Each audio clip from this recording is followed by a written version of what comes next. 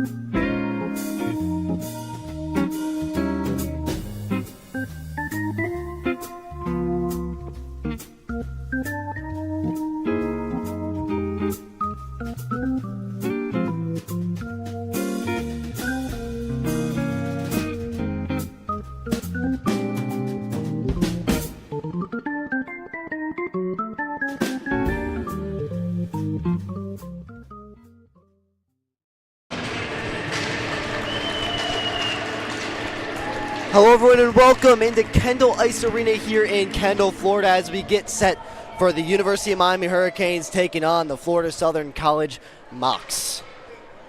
This one facing playoff implications here in Kendall, Florida. Miami needing one win to clinch their spot in the College Hockey South Division II playoffs. Can they do it? We will find out just momentarily. I'm Connor Stein and joined with my good friend Justin. Now Justin, we've been talking about this one for a very long time. This is a rivalry that goes way back to last year from the College Hockey South playoffs and the National Championship as well. What can we really look forward to in this game as we get started here? Well, there's one thing to watch out for, and that is, well, there's two things, I guess. It's two players. It's Will Marshall, it's Michael Wall. We saw them do damage yesterday, but we also saw a couple of other players step up for Florida Southern. I've said it before when these two teams face off, if somebody not named Will Marshall, somebody not named Michael Wall scores, then it's a game. If you let Marshall and Wall do their thing, as long as you can outpace them, you're going to be all right. Yeah, the defensive aspect of this game, I was preaching yesterday with my good friend Ryan as well.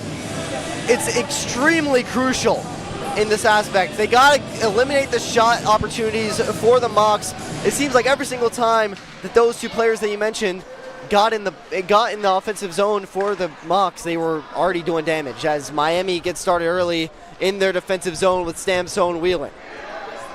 He's got a little bit of space as he crosses the red line. He's got a good wheel around the corner, and he gets a good pad save there on Cripps. And one thing to watch for Miami is they're, obviously the seniors are playing their last game here at Kendall, so that's going to be important to watch out for them. And on the other side for Florida Southern, one thing to watch out for is they're going to have a few forwards that have gone back to the blue line. So we're going to see maybe a little bit more scoring from there, but also maybe some physicality from some forwards that you don't usually see physicality from. Dubois takes a shot that goes just wide, and Festerstock's able to pick it up behind the net now for the Canes. Miami rocking their all whites here, going right to left, while Florida Southern in their all red and blue going left to right. And that one's chipped up there by Michael Wall, one of the goal scorers. He had a hat trick last night for this Moccasin squad as just over a minute goes by here in the first period. You talked a little bit just a few moments ago about playoff scenarios, and there are more than a few playoff scenarios flying around. The easiest thing to do for Miami is they just win. If they win tonight, most likely they'll be looking at playoffs. Regardless, they're not going to know much until late tonight because Lynn, the team that they're battling with, does not play until 8 o'clock tonight. So they'll have to do a little bit of scoreboard watching at home tonight. Rice now for the Moccasins gets it down low for Wall. Those two dynamic duo, I guess you could say, They both had hat tricks last night as it's wished out there in the neutral ice. Sent back down, stopped by the referee from Rice, and now it's dancing on that blue line. Picked up there by the Canes, but picked up once again at the red line, sent back down there by Wall. Hoffman behind the net now. He's got McGuire. They're trying to get some kind of thing going to outstretch us out of the zone, but we saw yesterday how they had problems doing this. Marshall with a quick shot, goes just wide. Wall up to the point for Volpe. Volpe, pad save there by Hoffman. Right across to Marshall, to Burkhart. Burkhart off the pad of Hoffman, and he makes the save. Well, yesterday, one of the things that really helped Miami stay in the game, they were down 3-0 early. Then Will Marshall took a 2-minute minor that culminated with a 10-minute misconduct. So for half of the first period and into the first couple minutes of the second period, he was ineligible. He was out of the game. He was in the box. Quick shot right on by Tryon, blocked by a couple of Hurricanes, and sprung ahead there for Callahan. Callahan's got Turlick to his right. He takes a shot, goes just high. Referee motions the high stick, so the Moccasins are able to push it out. That one goes all the way down the ice, though, and that's going to be down for an icing. That's the one thing you don't want to do when the opponent is about to get a high stick is just dump it all the way down. There's that game of chicken that's always played with the high stick, but if you're the team that doesn't have the high stick, you just want to chip it maybe out of the zone a little bit. He put a little bit too much into it and went all the way down for an icing, and Miami gets the advantage here. Yeah, exactly. Miami with their second line out there. One back there. Kagan at the blue line just wishes it down there, and it's battled by Avon. Avon, one of the seniors, honored last night for the senior night. Turlick able to pick up right in front, just high. What a shot there by Callahan. Man, you would have loved to take advantage of that one. We're seeing already just more set plays by Miami in this one than the first period yesterday. They seem a little bit more comfortable early on. We know how bad of a start they had in the last first period where they let in 3 goals in the first 4 minutes, already doing well to start. Miami in their own defensive end. Turlick brings it ahead there as it's picked up there by Callahan, but just a little too far, and Dubois will shift it ahead there for the Mocs. That's really been their Achilles heel really over the last 2 seasons. If you look back to last year, there were more than a couple of games where they were down big early and they were able to just turn it up and get the win. And so that's something that Coach Tom's really been working on, not just this season, but in previous years as well. The Canes able to push it forward here. They're definitely not one of those teams that bends over quickly. They've come back from 2-3 goals down, so there's a lot of fight in this University of Miami hockey team. No, they have the talent, and sometimes I think the guys take advantage of that a little bit. They know that they can do it, and maybe they just get, I don't even want to use the word lazy. I don't think it's the right word for it, but maybe a little lackadaisical early on. Miami trying to get a stretch pass going, but it's deflected out of play there by Chris Michelini. And just to go back to what I was saying a few minutes ago about Marshall being in the box for most of the first period, I really do think that was a difference maker in the game. Marshall did not have a hat trick yesterday. He'd be the one that you expect would have the hat trick. He did have, I think, 5 assists, so it's not like he wasn't on the score sheet. Well. And a goal, yeah. Not a bad day at the office for most players, but I think Marshall was probably upset. Marshall now low circle, shoots that one just wide. Burkhart tries to keep it in, but it's deflected out by the Canes. Too far for Ferry, but he's able to catch up to it. Astulin now comes in with speed. He goes back door, they score! Jared Festerstock lights the lamp, and the Canes go up 1.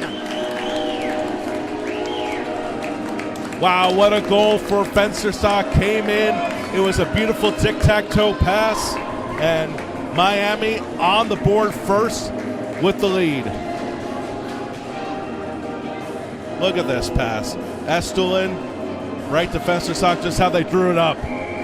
They tried to do that set play yesterday, but Florida Southern was doing a good job getting 6 into the lane, but it finally connects here. Brendan Moore quick off the face-off up over the net, right in front, bodies in front, but it's cleared out here by the Mocs. Burkhart now through neutral ice. McGuire catches up to it. Good job defensively there, pulling on the brakes, and you see the stick work here by the Canes. Already starting 3-on-1. McGuire right in, and it's saved there by Cribbs. Festerstock, by the way, his 10th goal of the season, so he's now in double-digit scoring, joining a couple of players, joining Estulin, who just got his 33rd point of the year to lead the team. Jonathan Noss also in double digits. Ferry as well. So elite company there to be in. This is a team with a lot of depth, and they would like to rely on it as well. Very veteran-heavy team. As Jusko comes in with some speed, he looks to make a move around a couple red jerseys, but he's stripped there by the Mocs. Peterlin at the red line, and that one shot down for Hoffman, and he decides to cover it up. 5 minutes off the clock here in the first period. Your score, 1-0 Hurricanes. You couldn't have asked for a better start for Miami. Up 1-0, obviously, but also just firing on all cylinders. You know, even if they didn't score a goal at this point, I'd still say that this was one of the better starts they've had this season. Yeah, you know, you got to be firing on all cylinders to win the game, as offense, defense, and effort all got to be there. And so far, it's looked good for the Hurricanes. You know, one of the other things I want to look out for, and I don't think that Cribbs was going to stop that puck anyway, but Cribbs is the goalie of record last year.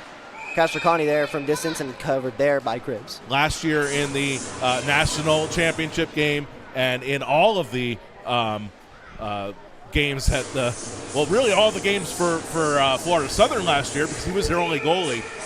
But he remembers that well. He had a very good performance when they played up in Lakeland a few weeks ago, but it was a little shaky for him as well to start that game, and then Florida Southern ended up with a win. You talk about that Lakeland series. We had the honor of calling that one up in Lakeland. And a big missing player here for the Mocs as he's playing baseball right now. Colton Wyden, the 13-goal scorer, having a big impact. I saw him in the chat last night, actually, but already supporting well as the Hurricanes try to get some offensive firepower going. Yeah, and listen, Colton Wyden was that answer that we were all looking for. We talked about it. I think I said it earlier in the broadcast that once somebody else scores, that's not the big two. Even right across, they score! Same kind of set play there for the Hurricanes. And they go up by 2. 14:05 left to go in the first period. That set play was a little bit different because you had the player coming in. That was Callahan, the sophomore, the forward coming in to get for his 9th of the season. But he skated from nowhere, seemingly. Came fresh off the bench, I saw. Yeah. Came right across. Cribbs didn't even see him coming. I mean, there's I definitely didn't see anything him coming. you can do. I have a he was view hugging right the up. post. Yeah. Forgot all about the back door, and the Hurricanes go up 2 here early, 6 off the clock. Yeah, so that, like I said, that's his 9th of the season for Callahan, who has had a very good weekend so far. Hurricanes now battle at neutral ice. Perfect, almost picture-perfect start here from the Hurricanes. Yeah, this is the opposite of what we saw last night, right? You know, Florida Southern going up quick early. Now Miami returning the favor. But Miami, we saw something to happen with Florida Southern. They put their foot off the gas a little bit, and Miami was able to overcome that 3-goal deficit and ended in an 8-8 tie, which is pretty remarkable. Yeah, and one thing to remember here is that Miami is battling for the playoff spot.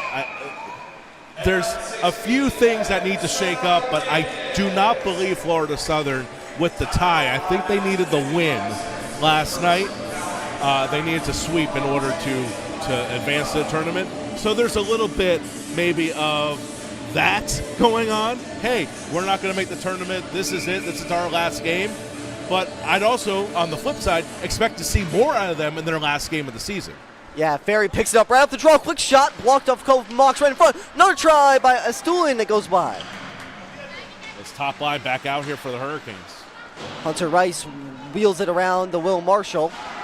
He tries to trip it ahead, but good job by the senior captain, Mensimer, to try to keep it in. Not for long, though, as it's sent to neutral ice. Picked up once again, though, by Festerstock for the Hurricanes. Mensimer at the blue line, chips it ahead off the glass. He's got Ferry and Estulin down low. Ferry trying to pick it up.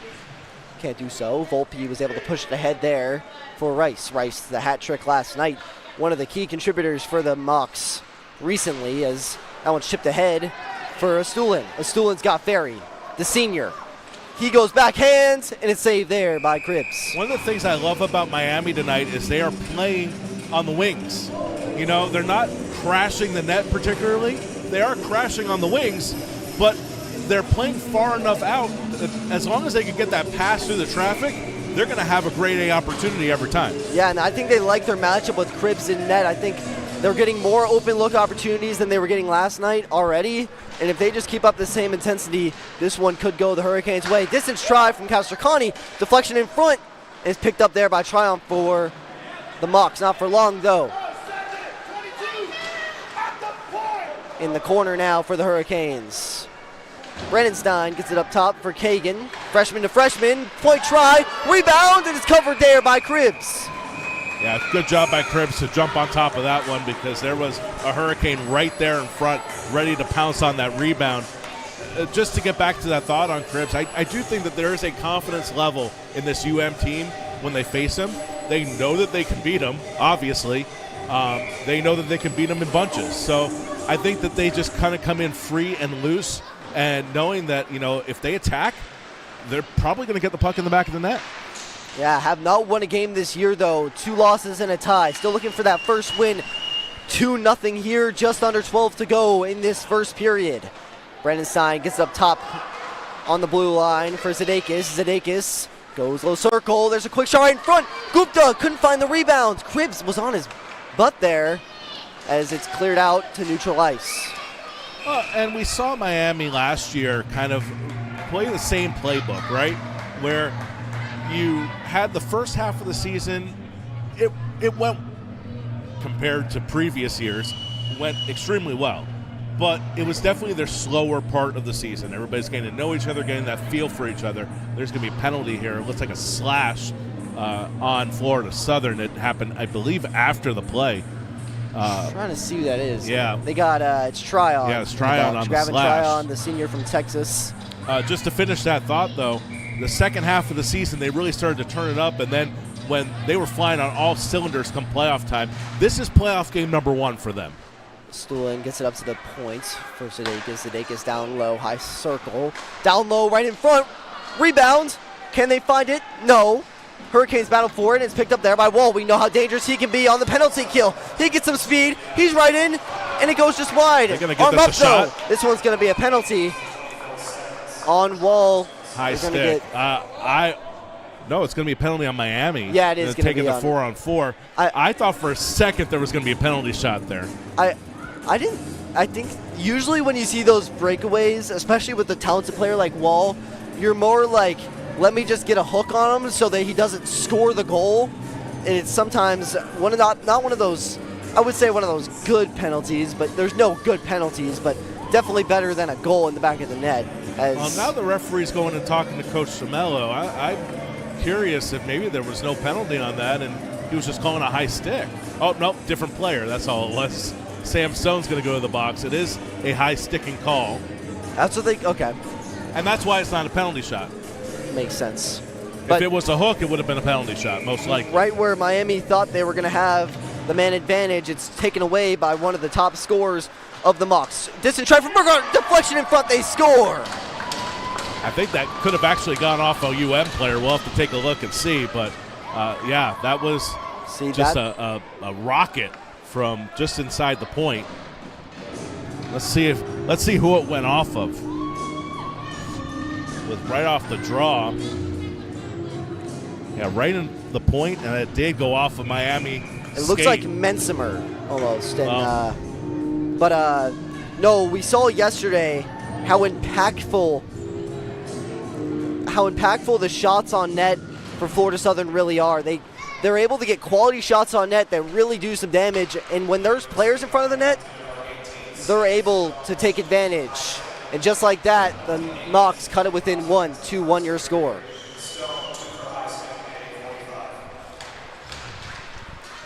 Wall now at the blue line for the Mocs. He gets it back to his partner in crime and Marshall. Marshall, we know he can fly on the ice. Got to keep him outside to eliminate the shot lanes. Good job on defense there. Volpe now at the blue line. Sticked away there by McGuire, but it's able to get pushed aside there for Marshall. Marshall down low to Wall. Wall goes high circle. He fakes the dump off to Marshall. Back over to Burkhart. We don't like this cycle. This is what they did so well last night. And Marshall with a try. Good stick there by Stuhlin. Another try and a great pad save there by Hoffman. And what they do so well in general, that's how they beat Miami up in Lakeland. Yes, you have the 2 or 3 solid goal scorers, but the rest of the time they're just cycling that puck around until they can get it to a Marshall or a That Wall. was an excellent stick there by Stuhlin. That's what I was talking about. Getting sticks in the passing lanes and in the shot lanes really gets this Florida Southern team off their rhythm. As looks like Florida Southern is going to have about 20 seconds left to go in their power play, for a power play, as there's 4-on-4 for just one more second. That expires. 22nd man advantage for the Mocs, but Miami keeping possession here on the Mocs power play. Kagan gets it up to Callahan. Callahan, he wheels and deals, but it gets taken there by Peterlin. 7 seconds left to go in the man advantage. Down low. And it looks like that's going to do it for the power play for the Mocs. Volpe now with some time. He looks to make a good move. He gets around the Kane defender. Backhand! Good pad save there by Hoffman. That one gets sent all the way back down. Icing waved off. Cribbs thought about playing the pocket, but he goes back into the net. Frommer tries to push it forward for the Mocs, but it's taken away by Jusko, but not for long, though, as it's pushed to neutral ice. 8:50 left to go in this first period. Frommer gets it ahead for Rice. He had a hat trick last night. Goes low circle. He pulls on the brakes. He finds a Mock, but it gets taken away there by the Canes. Here comes Bird. Bird tries to get around Frommer. Can't do so. And it's taken away there by the Mocs. Battle in the corner. There's a glove loose, actually, as one of the players lost it. Jusko tries to stick it away. Peterlin has 4 Hurricanes on him and gets that puck stripped. Berg has more with him. Frommer loses that battle. Right across. Moore couldn't find it on his stick. It was deflected off a couple bodies. Moore down in the low slot. Berg, another try. It's off the side of the net. Moore cycles down low. Right in front for Berg. Man, they're doing what they want to do, though, right in front of the net. They're getting bodies right in front, causing havoc. Right down low for Stone, low circle. He's got Zdeikis down low. Zdeikis, the mainly defenseman, goes down low, so someone's got to cover his position. Zdeikis cycles up high. He dumps across, gets up top. Ferry down low, quick shot right in front, rebounds. Stone scores! You just had a feeling that the Hurricanes, with all those bodies in front, were going to get one in, and Stone buries it. Yeah, I mean, that one's definitely on Cribbs, because Cribbs had multiple opportunities to try to lock that up and hold on to the puck and not get a rebound. There was a lot of traffic in front. Let's take a We'll look see at it right here, replay yeah. You know, watch number 18 there on the left side. That's Sam Stone. He's hanging out right in front of the net, and he's just waiting. And he finally was able to get that puck in. Nobody was really watching him. Stone, I talked about him during our senior night festivities. He's a player who, he's a natural defenseman, but he's not afraid to come down and play the forward position. He's one of those hybrid players that Tomamello takes advantage of, as a stool in this top line once again for the Canes out there. Mensimer, slap shot, goes just wide. By the way, that was his 4th of the season. And just to let you know, there's 6:55 remaining in the period. We are working on our clock right camera in front, issue. And Hoffman speared there, and it looks like Mensimer's trying to defend his goaltender a little bit. Just trying to see if we can see that. A little bit of extracurriculars as Mensimer just looked to take out whatever moccasin that was.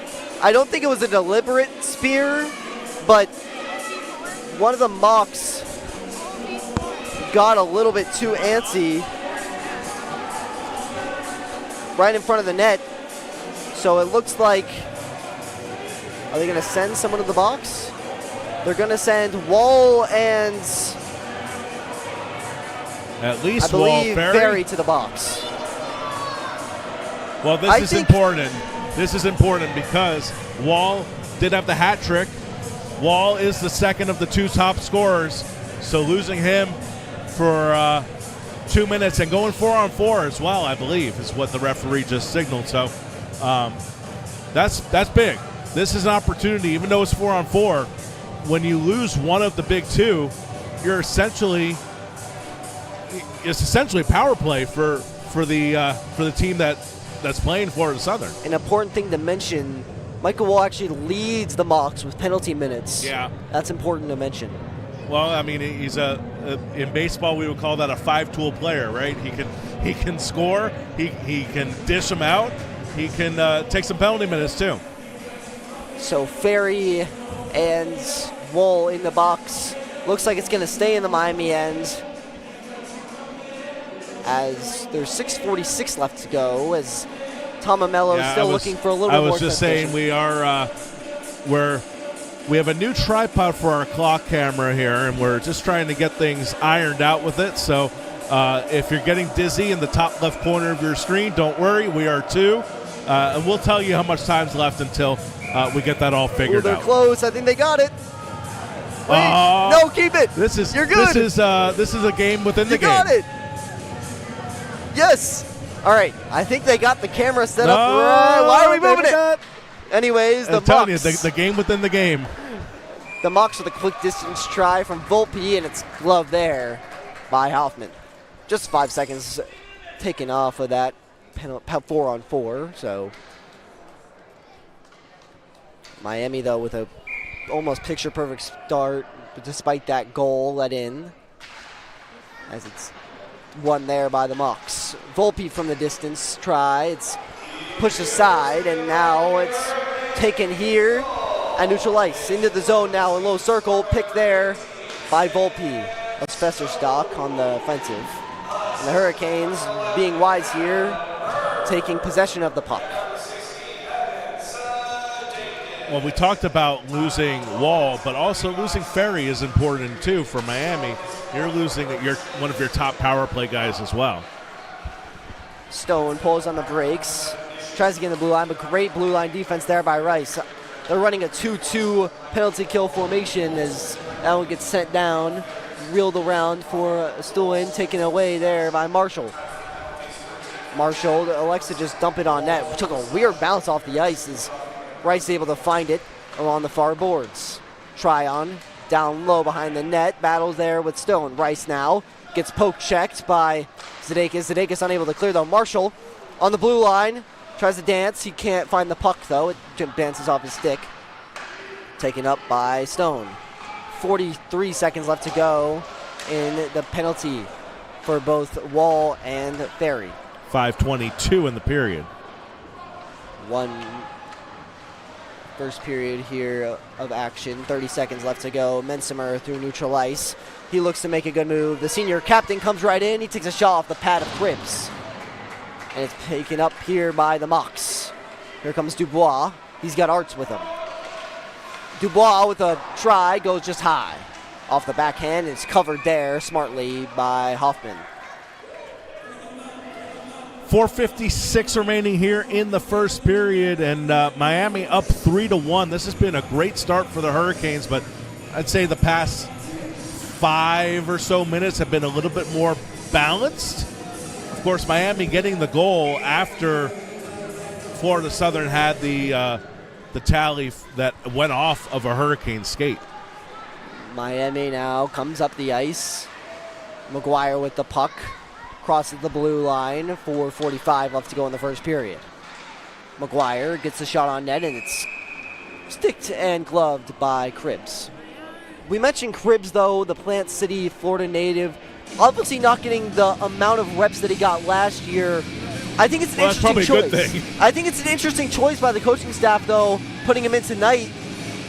Just based on, maybe it was based on the performance last night? No, one of the things that they've done all season is they've tried to balance it out. Even though Simeonian has been getting the bulk of the starts, when they play doubles, and they play 2 games, they try to balance it out as best as they can. And I think at this time of the year, well, I think it's twofold. right? I think Cribbs still has some unfinished business against Miami, but I also think that they're just trying to balance the workload a little bit for both goalies. The 6'5" Missouri native tries to get in there. Burkhart tries to make a move. It goes out of the blue line, and Burkhart elects to go D-to-D with Frommer. It's off the skate of a couple of Hurricanes and picked up there by Callahan. Callahan all the way in! He scores! Matt Callahan, his 8th of the year, and the Canes go up 4-1. Callahan came in by himself. He had a little bit of pressure on him. We'll take a look here. Callahan, we'll see right here. He had some pressure on him, but steals the puck and just takes it in all by himself. It looked like the defenders actually kind of caved and let him come in. It looks like the Florida Southern bench was looking for a little bit of offside there because they thought Turlick was off, but the official waved it off. Turlick was off, but the puck came back into the neutral zone. That's what happened. Turlick was in an offside position, but that was before the puck was touched, it looked like. Talk about the game of inches here at Kendall Ice Arena. Well, it's hockey, so it's centimeters actually, not inches.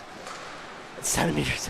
As it's picked up there by Ferry. Ferry with the distance try. It's even that shot by Ferry, though, quality chances. Get the puck on the net, good things happen. We've seen that 4 times tonight. Yeah, like it's just been a almost complete flip of the switch from the second period, or from the first period of the last game that we saw here just last night, as Miami, with 3:50 left to go, leads by 3. That puck stays in. Ferry right in. He gets stick lifted. A backhand. Oh my goodness, how did that stay out? It went right over the crease of Cribbs, but it stays out. Ferry gets the puck right on. Backhands it to Fesserstock. Right on for Ferry. Ferry gets it on net, but it's saved there by Cribbs. More great opportunities there for Riker Ferry. Ferry, the only problem with him there was he was being accosted there by the defender, and he couldn't get a clean look off. Once he got the shot off, he was already at a sharp angle, and it went right through the crease.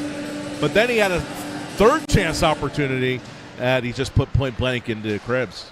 This is try score!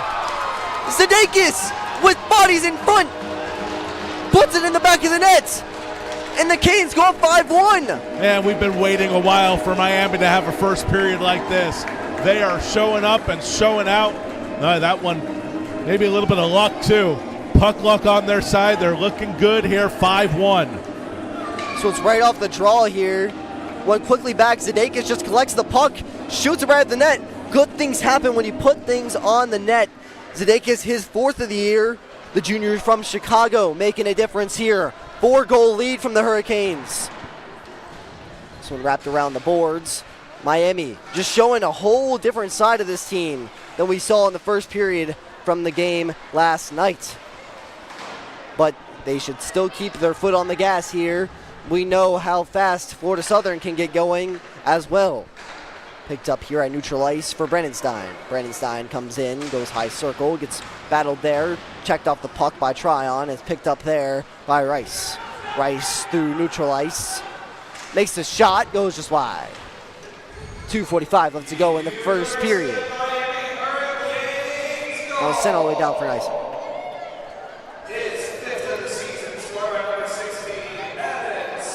That was the 5th of the season for Zdekis, and I don't even remember who had that 4th goal for the Canes. The 4th goal was, who had that 4th goal? I'm already blanking with all my goals here. It's just been a goal-heavy game. Both of these teams, now my question is, does Florida Southern think about a goaltender change? I don't think so. I don't think so. I think this is Cribbs' game to lose. Wall gets tainted up there with Michelini, the D3 captain for this University of Miami hockey program. Kagan flips it up, and Burkhart's able to collect it at the blue line. Miami goes to make a change. Wall comes in. He gets battled off the puck. You see, this is what I'm talking about. Getting the shot off the net and some extracurriculars after the play as well. Yeah, and that's why Wall has leads the team in penalty minutes because teams try to get him. And when they try to get him, he fights back. That smart on his part, but also dangerous on his part. They're both going to go to the box for roughing after the, behind the play. So just to reiterate why he has so many penalty minutes, the amount of 4-on-4 opportunities that Miami's had against these Florida Southern Mocs has been pretty remarkable. And Miami once again heading back on the 4-on-4, but I think they do it maybe with a little bit of intent. They're like, hey. But that's something that we didn't see yesterday out of Miami. They were not attacking Wall. They were not attacking Marshall. They were kind of letting them do their thing. And I've said before, there's kind of two schools of thought, and I said a little bit earlier as well, but it's worth repeating. I'll wait to see what Marshall does first. Marshall, quick shot goes just wide. Wow, he had a really nice shot. They gave him a lot of time and space. Anytime Marshall has the puck, you kind of have to be quiet and let him do his thing. What I was going to say, though, is there's two schools of thought, right? Number one is you just kind of let them, skate themselves out, so to speak. They're going to get, 3 or 4 goals, maybe even 5 amongst them, and you just try to put 5 up on the board yourself, which Miami's already done. But number two, which Miami's doing tonight, is you try to take them out of the play. Mensimer comes right in. He gets a little tripped up. There's a shot there by Adam Berg, and it's saved by Cribbs. So Miami has actually been successful at both elements of stopping Florida Southern tonight so far in effectively taking Wall, and not as much Marshall today, definitely Wall, but a little bit of Marshall out of the play, and then also scoring the 5 or 6 goals that you're going to need, assuming Wall and Marshall do their jobs. Yeah, insurance is definitely key against the Mocs. As Sudeikis picks it up behind the net, 1:15 left to go in this first period, a minute left to go in the 4-on-4 for Wall and Brendan Moore. And we will get the clock issue figured out in the intermission, and it'll all be good. But there's a minute left here in this first period, and 5-1 the score. Incredible. Stone able to battle it down low. Volpe's able to pick it up for Tryon. Tryon gets battled hard there with Fesserstock. Right in front, stick aside there by Cribbs, and he elects to cover as there's 46.8 seconds left to go in this first period. 31 seconds left to go in the 4-on-4. Miami with an offensive draw here. First line players out there, minus Ferry. Sudeikis from the blue line gets down low. He's able to find it once again. Dumps it down low. It's the wonky boards here at Kendall Ice Arena. Bringing it forward ahead for Volpe. Volpe with some speed. Stone takes a weird angle. It's taken there by Williams, but sticked aside there by Stulin. Picked up. Shot way in the air. 20 seconds left to go in the first period. Battle at the blue line. Picked up there by the Mocs. Back to 5-on-5 as well. Volpe, 10 seconds left to go. Can the Mocs get one last-ditch effort going? Williams goes for a change. The Canes with the offensive opportunity. 4 seconds to go. And that'll do it for this goal-heavy first period. It feels like we just played a full game. Seriously, whenever you have a game between the Mocs and the Hurricanes, you're always having a lot of goals scored with the amount of star power on both squads. Yeah, that was a great period for Miami. 5 goals. They came in flying, and they look really, really good. And one of the things I want to talk about with Miami is we've talked a little bit about playoff scenarios, right? Miami looking at the possibility of having their D2 and D3 teams playing in the conference tournament, and also with the possibility of the D2 team going up to nationals in Jacksonville. So a great opportunity for anybody who wants to donate to the UM program. We're putting up this QR code on your screen right now. You see it right there. We need help. We need to get our players to nationals. It is, even though it's Jacksonville, you feel like, okay, Jacksonville's really close. You just get a bus and go, right? 4 hours. No, but it's a 5-day tournament, and the guys are planning on being there for all 5 days. even the tournament up here in Coral Springs is still a 4-day tournament. So any help that you guys can give us to get the guys out to nationals and out to the conference tournament would be greatly appreciated. There's a QR code right there on your screen. I highly encourage you to scan that QR code. I can't tell you enough. Scan the QR code. Connor, did you scan the QR code? I scanned the QR code. I donated. Abby, did you scan the QR code? Abby is our technical director tonight, doing a great job. She scanned the QR code. I didn't ask if they donated. I just asked if they scanned. I'm hoping they donated as well. But scan that QR code, donate. It doesn't matter if it's $1, $100, $1,000, although I prefer the $1,000 to go straight to my account. But whatever you can donate is greatly appreciated and will help the guys. Hopefully, they still have a chance to win another national title, so you never know. As we'd like to also thank. We're going to do some more thank yous a little bit later. We've got a long day ahead of us. Plenty of time to do more thank yous. As that'll do it for this first period of play. We'll see you in about 15 minutes for this second period of action. Can the Hurricanes secure a playoff spot tonight? We will find out after this 15-minute intermission.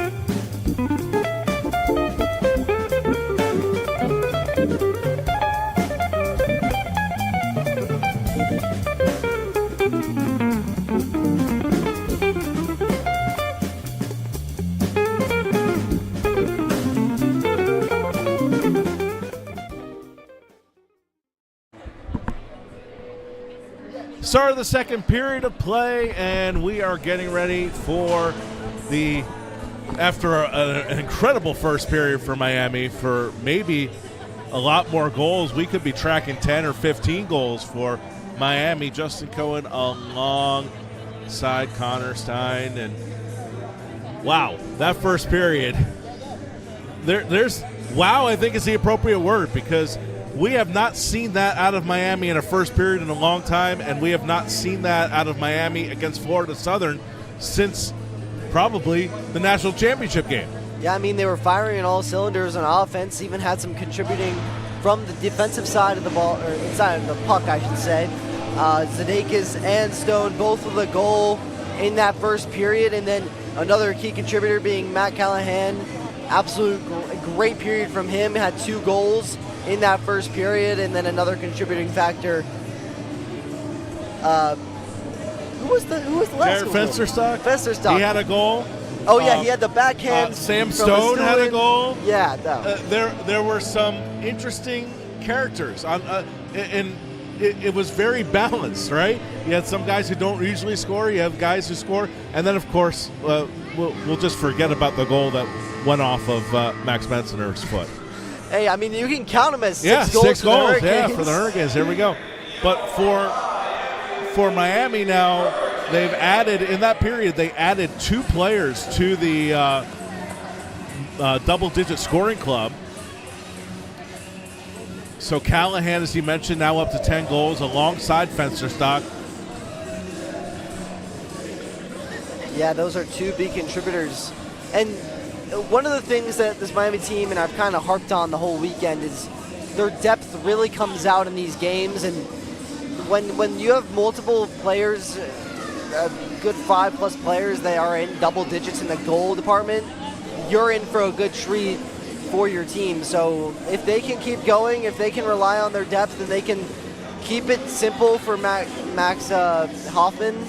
Like last night, sometimes he was left out to dry. They cannot leave him out to dry tonight, especially with Wall and Marshall, and also a couple other Florida Southern Mocs to mention as well.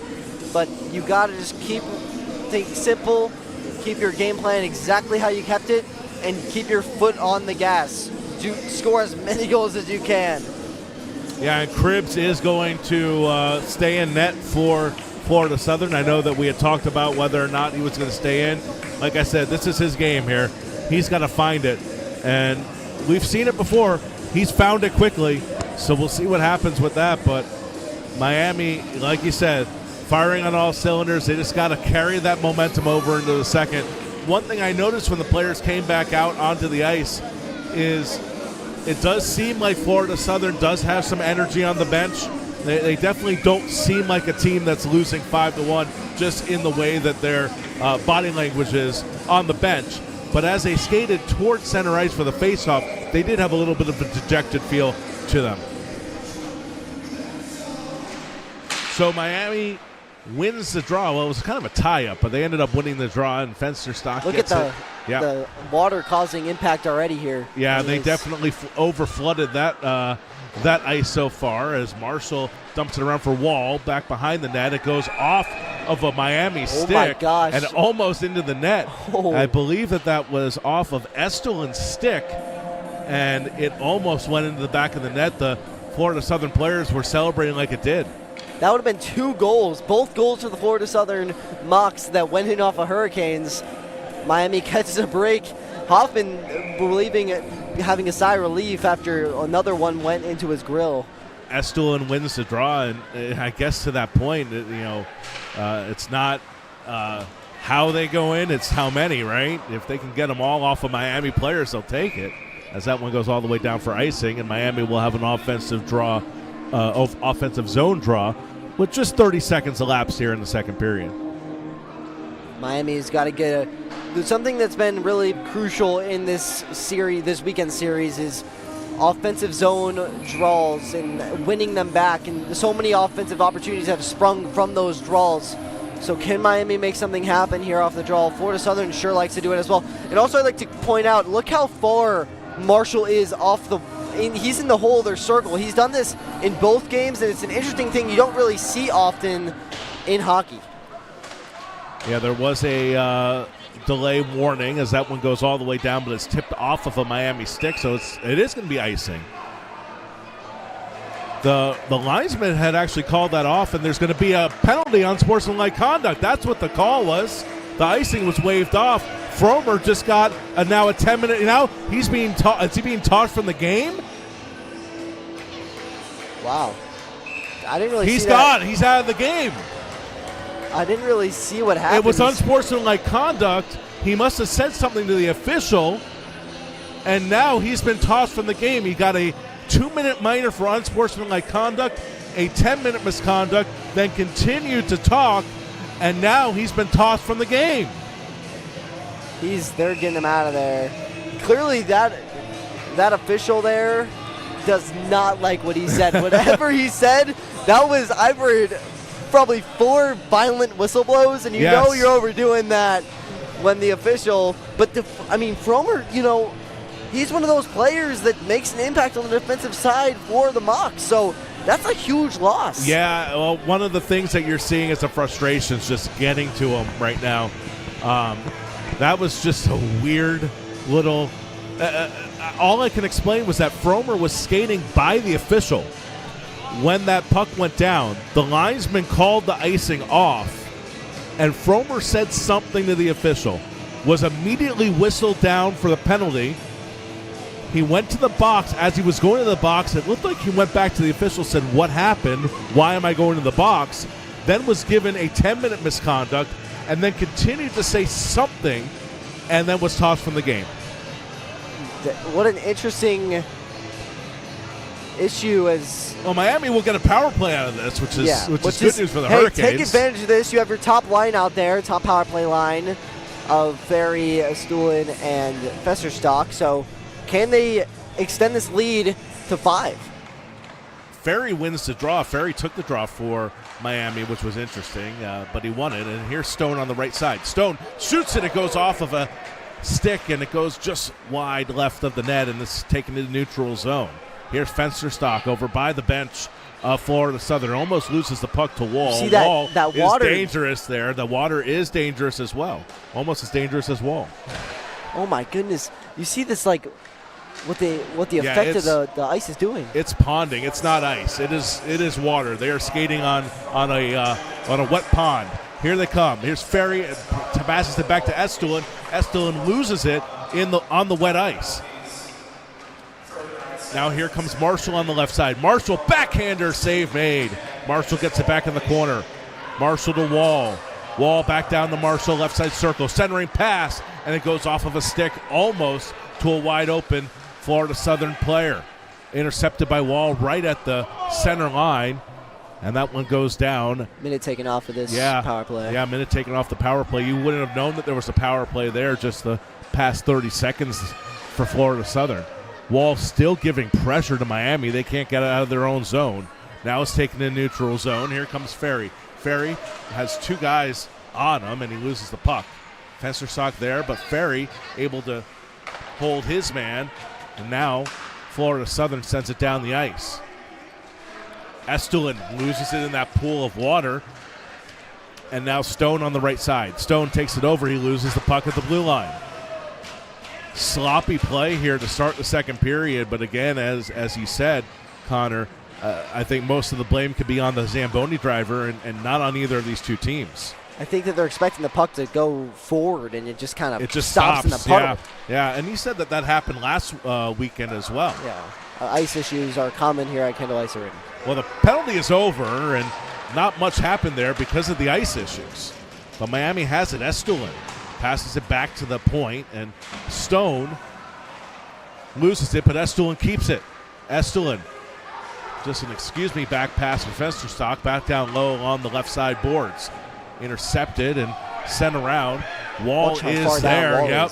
Yep, Wall is there, but they couldn't get the puck to him until it was a little bit too late. Wall now has it. Has a high wrist shot that goes just high of Hoffman's net. And now the Hurricanes are trying to give chase. 16:40 remaining here in the period, and we are back to 5-on-5 hockey.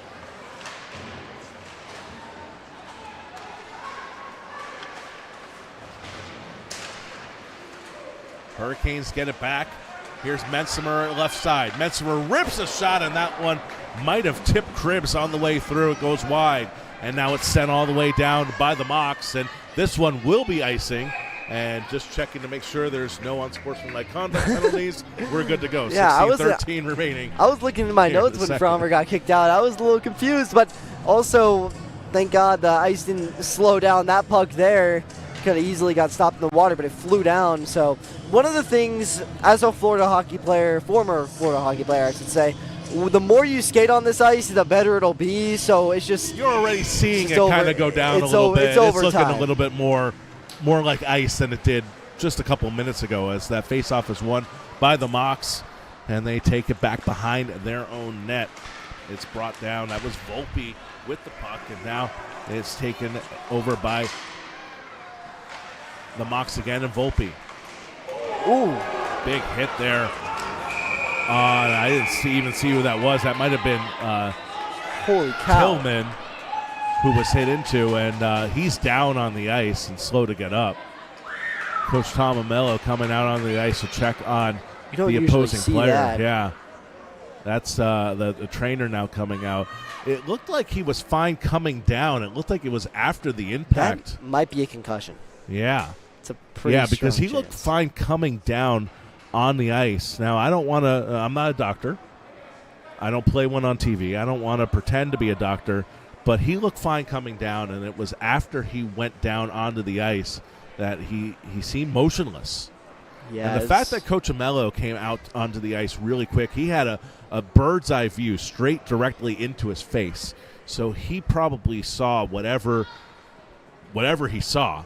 Again, I'm not going to assume one thing or another. Concern. But he saw something, and he jumped over those boards to get to the ice and look after this player. Listen, these teams are rivals on the ice, but you never want to see somebody get hurt. It was one of those plays that's clean when it comes to penalties, but it just hurts to see someone get down like that. Well, I couldn't quite see who it was. They probably, I believe that it might have been Tillman, but I'm not 100% sure. I didn't see it. I was out of my peripheral vision when he went down, but I thought I saw number 6. So we'll see when he comes up. Now, one of the things that they could do, and I've seen it happen before, a clean hit, back up, somebody gets hurt, and they will call a penalty. So we'll see if they do end up calling a penalty on this. They do have the right to. Oh my gosh, was that Tryon? Is Tryon number 2? No, he's helping. He's helping him out. Okay. It's good to see Gupta helping out a little bit there for the Hurricanes. But whoever that was, he's having a hard time doing anything right now. Yeah, look at him. He's favoring. Looks like he's favoring his left That's leg. Tillman. You're right. It is Tillman, but that doesn't look like a leg injury. It looks more like something where he lost his balance. I think that's concussion. Yeah, but again, we're not doctors. We are not going to diagnose what that is, and we will play on, hopefully, and see what happens. I hope that Tillman is all right. Hard to see. Let's see what the officials kind of do. Maybe they'll confer a little bit. It seems like it's gonna. I'm just saying I've seen precedent for calling this a penalty after the fact, and I actually appreciate that. It seems like they are not going to call the penalty. It was kind of like a bang-bang kind of play. It was a bang-bang play, and as I said, from what I saw the last second of the impact, and then as he came down, everything looked fine until he hit the ice. Yeah, it's probably the back of the head hitting on the ice. That's usually actually when most of those like head injuries happen. So, but nevertheless, it'll stay 5-on-5 hockey. Hope that Tillman's all right. The trainer is on the Florida Southern bench right now. Yeah, he's asking them the questions. I can see he's asking those questions. You know, what day is it? Are you a hockey player? You know, all those questions. But we play on, and the Mocs have possession in their offensive zone, but they lose it quickly. Sam Stone gets it right back. Turlick trying to get possession of the puck. He can't. Played over to the left side. Here's a shot blocked. And they will have to reset. Dubois. It goes off of a stick, and then The Mocs get another shot off, and that one is saved. And Miami now coming down. Here's Turlick. Turlick has help. Turlick shoots it, and the save made. He had some help there, but he elected to shoot it himself. Callahan was actually looking for the hat trick on that.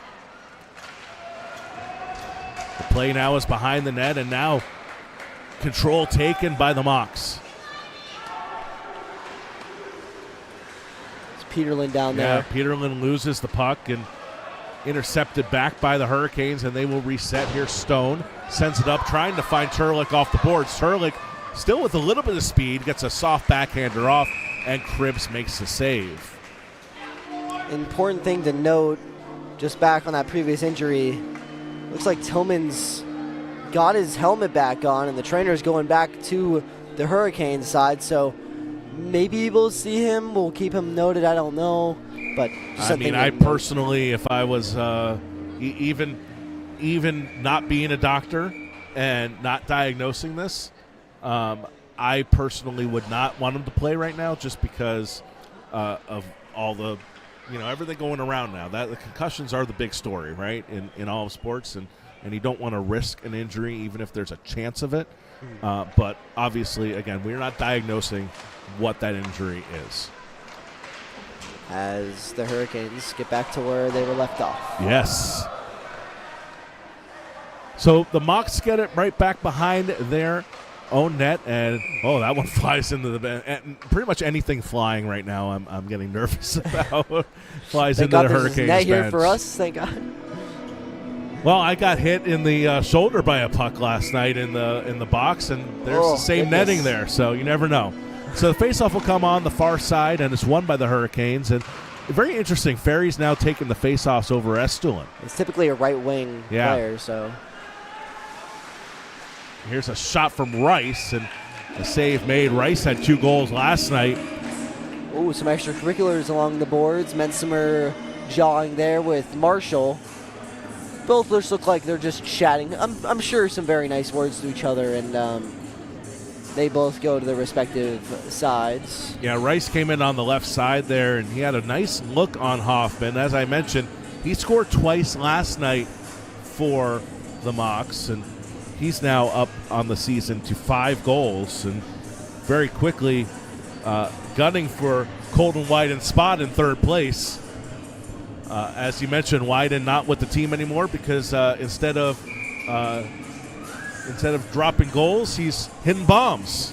Instead of skates, there's cleats. There's cleats, yes, and instead of a stick, there's a bat. Hurricanes get it in their defensive end, and they will reset. Ferry passes over to the right side, and Fensterstock goes off its stick. Played by Volpe. Volpe hit into, and Estulin tries to center it in front. Now another pass in front, nobody there. Estulin almost intercepts it.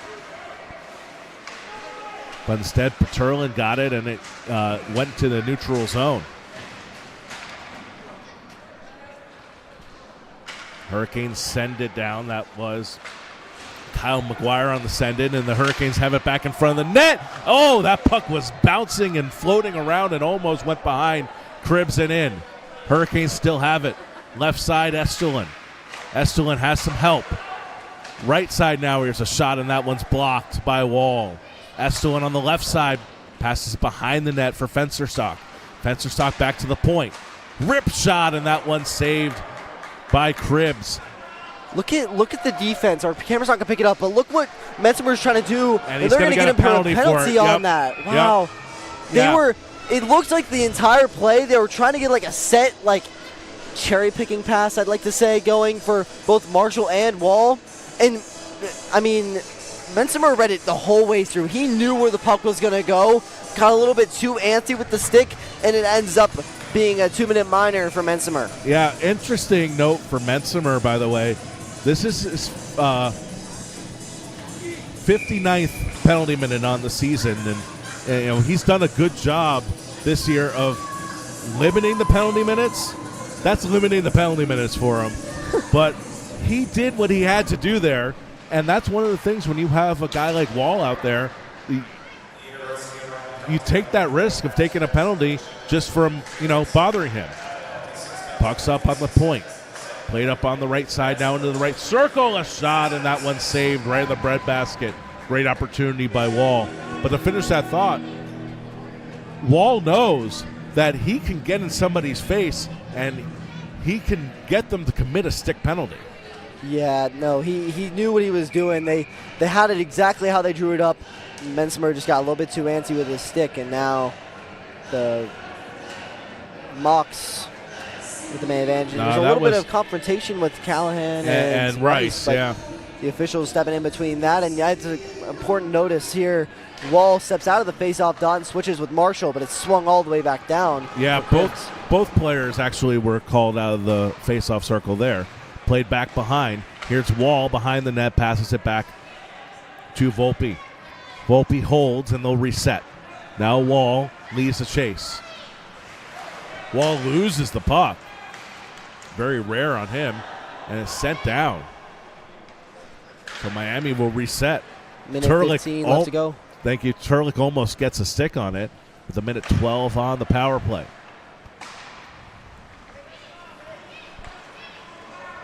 Here come the Mocs again. Marshall, right side. Marshall shot and the save made. Now in front, a backhanded shot, and that one is saved. Almost goes into the netting. Two great saves there for Hoffman. And that one trickles by as well. Marshall left side now, save made, and it goes into the netting. Marshall's all over the ice here. Yeah, to just talk about the Hoffman saves there on the pad. You saw the Mocs come in with a great amount of speed and a great blocker save you'll see on the second attempt. The Hurricanes lose the puck after trying to do it, and you see the kind of slow motion there, but Burkhart had it on the backhands, and a great blocker save there by Hoffman. I didn't know you could do slow motion on there. Good job. I don't know if that was it was definitely slow motion. Puck goes into the netting and out of play. 11:42 left in the second period. 38 seconds on the power play for the Mocs. I mean, the Mocs really haven't had too much zone time in this power play, but they've made their shots count when they shoot it on net. Well, here's Marshall at the point. Marshall sends it down low for Wall. Wall in front now, and that one goes off the stick of Rice. And sent all the way down. And you can see that Rice has really taken that third, spot over. He's top power play guy, although I don't even know if they have a top power play. I think they have a power play, and that's it. Because Marshall's been out there the whole time with Wall, and he skates in. I don't know how these guys don't get tired, honestly. Marshall and Wall are out there for the majority of the game. And it's played back down, and that'll do it for the penalty. Back to 5-on-5. 11 minutes left here in the period.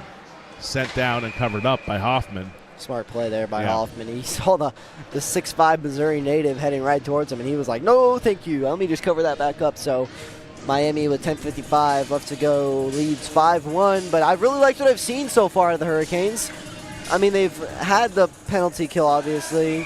That was very strong. I mean, Florida Southern is going to have their chances always, but they did a great job eliminating shot opportunities, and, hey, they lived to see another day. Well, and we knew that this wasn't going to be as maybe impactful as the first period. We knew that Florida Southern was going to make adjustments, right? Miami gets it out of the zone after that draw. Stone sends it around. Cribbs plays it behind his net.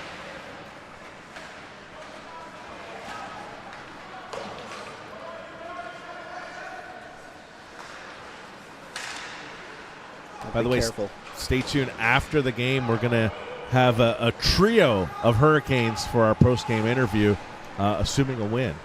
Just a nice little tease there. We call that a tease in radio.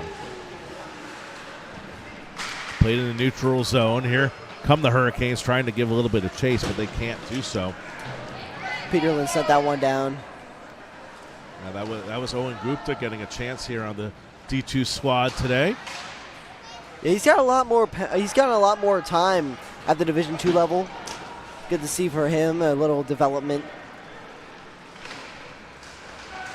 Played into the corner. Miami gets it right back. But the Mocs have it, and a shot from the point goes just wide.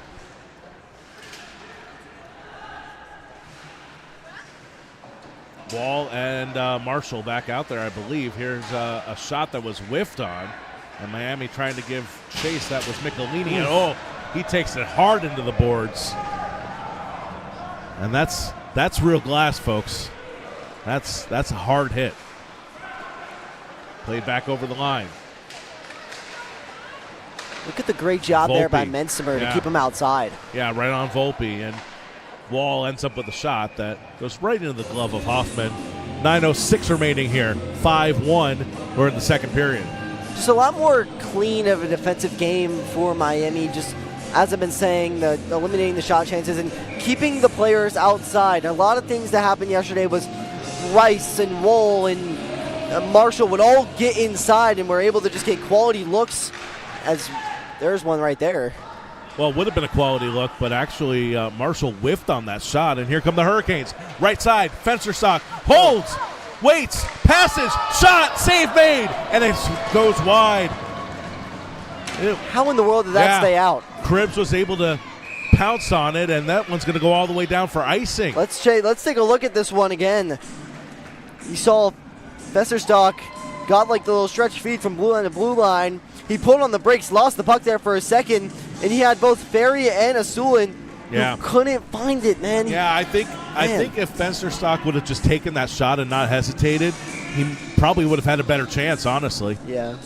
But, when you're in those situations, you just think, and then you're like, oh, no. Thinking is bad. Thinking is bad when you're playing hockey. Exactly. Sometimes. Thinking is good when you're playing hockey other times. Exactly. But when you're skating in the zone and you only have a split second, thinking maybe not be the best. It's not the best thing to do. That one goes down, will not be icing. Wall ends up with the puck. Passed over to the right side. Here's Rice.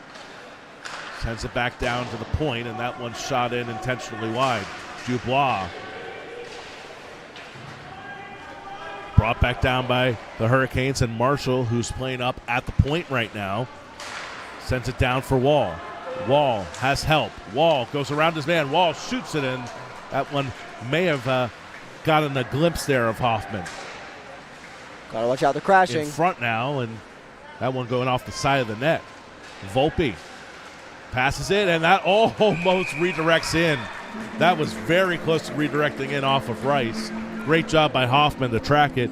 Hoffman looking really good right now. You can see these little set plays that Florida Southern is trying to do. You saw their Wall trying to crash to the net with Marshall with the puck, and then Volpe from distance looking to make something happen with a little redirection from Rice, but an even better save there by Max Hoffman to keep this one a 4-goal lead for the Hurricanes. The faceoff will be on the near side, and this one back to Burkhart. Burkhart shoots it into the netting, and we'll do it again. This one should come outside the zone, though. Yeah, a lot less offense here in the second period. Yeah, they're going to keep it in the zone.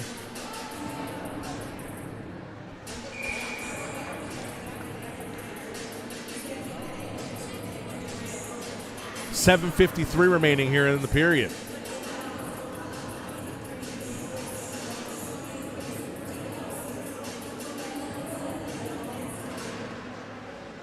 One back to Burkhart. Burkhart holds it in on the blue line. Stone tries to get it, and then the Hurricane Sudeikis sends it out, but it goes off of a stick and back into the offensive zone for the Mocs. Miami can't get it out of their own zone. Sudeikis. Stone behind the net. Sends it down, and this one not icing somehow. It actually went off of a Miami stick behind the red line. I think everybody thought it was going to be. It may have tipped off a Moc. Yeah, that's probably what happened. Here come the Mocs. And that one's sent in to the right side corner. Both teams looking a little bit slow in this defensive zone for the Hurricanes. Yeah, 7 minutes left here in the second period, and maybe the guys are waiting to get that second wind. Here come the Hurricanes. Right side. Into the circle, and tries to get around his man, and that was Brendan Moore. He couldn't, and then the Hurricanes were able to get a shot off by Jusko, on the backhand, but save made by Cribbs. The University of Tennessee transfer getting a little spinorama there, as we see that Brendan Moore came with a ton of speed. He tried to make a move on the Florida Moccasin defenseman, and then the spinorama try by Jusko that's saved there. He was trying to go 5-hole, just trying to get the puck on net. Yeah, sometimes you do the spinorama for fun. That was out of necessity. Yeah. Face-off won by the Hurricanes, snapshot, and that one's blocked. Metzimer trying to get his second of the season. Scored his first one yesterday. From Turlick. Yep. Metzimer scored his first of the season yesterday, and I know he's been trying that for a while. And the celebration, you were front row seat to that celebration last night. Here's Turlick. He shoots it wide. Metzimer will get to the puck.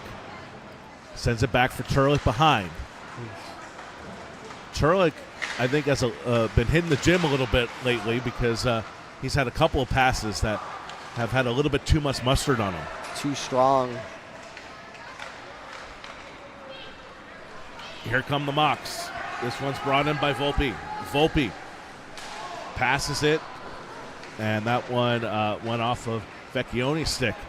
And goes all the way down by Miami. This is going to be icing on the Hurricanes. Callahan not able to get to that puck in time, and just a little misfire, and it'll come back down for a defensive zone draw for the Hurricanes. And you see the top line of the Mocs coming back on the ice of Rice, Wool, and Marshall. So maybe they're trying to make a little bit of magic happen here. Quiet second period for both teams offensively. Yeah, we're just under 6 minutes left here in the second period, and the score is the same as we left the first period, 5-1. And you just kind of feel that tension growing. For Florida Southern, they need to get a goal. Miami, they'd like a goal. They don't need a goal, but they'd like a goal. And for the second time now, somebody's been tossed out of the faceoff circle by the Hurricanes, as that one's one right to Wall, and Wall shoots it right into Turlick. Turlick falls down off the follow-through. That was called yesterday in one of the games. And it was Frank Inzaldi on the D3 team. Yeah, they called the follow-through as a penalty. Wall tries to center it, but instead the Hurricanes get it, and that's McGuire. McGuire does a move around a couple of men. McGuire's still with it over the blue line. McGuire sends it down, and that will not be icing, as he was over the red line when he fired it in. Puck went down for Wall. It went off of his stick, they're calling it. So no icing on that. But the Mocs keep it in. That was Rice who kept it for Marshall. In front now, and the puck bouncing around there. Here is Wall. Now there's a pass, and that one's blocked. Here comes Estulin. Estulin has help. It's a 2-on-1. Pass, shot, save made. It's loose now. Great job there by Cribbs to hold the goal stick in a spot right in the corner, looking to our left of the net, to make the save with the stick. And Peterlin took a shot. It was blocked there by Estulin. You see they got a ton of speed. They were able to get the pass right across, but a great blocker save there by Cribbs. That was actually by the pad, and he kept that out somehow. He used the stick. Both of these Florida Southern goalies always find a way to bend over backwards and somehow stays out of the net in their crease. It looks like a different Cribbs than we saw in the first period for sure. Mocs tried to get it over, and it goes into the defensive zone for the Hurricanes, but Stone comes over the blue line. Stone in the left circle. Stone loses it, tries to get around. Here's the shot by Ferry right into the breadbasket of Cribbs. It was one of those things where it was like an offensive push that looked a little bit harmless, but then it turned into a great opportunity, as you saw the shot attempt there. Easily saved by Cribbs. He was able to see it all the way through, and Cribbs will usually save the ones that he can see all the way through, both of these goaltenders, so no harm done. Face off on the far side, and it's won by the Hurricanes. Snapshot, glove save. Both of these teams try to do those set plays off the face-off. It worked yesterday, but both the goaltenders are standing a little bit more tall today, so nothing really going yet. There's a reason why last year Gil Richard was the coach of the year for the College Hockey South, as that one goes high, and then Tom Amello was the coach of the year for AAU. These teams are very similar. These teams have very similar schemes.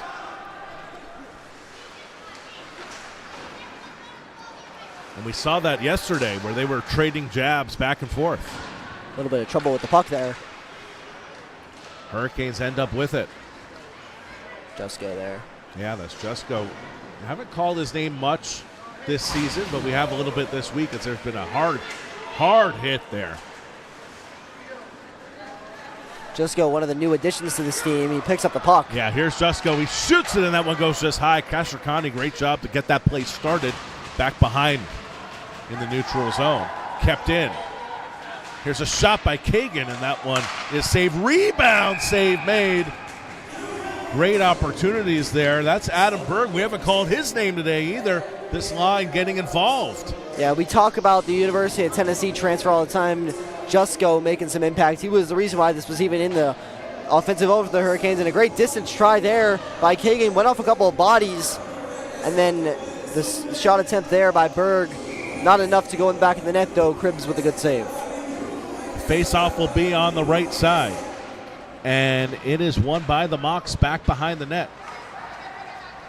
Wraparound pass. Wall almost got that. It goes down. No icing.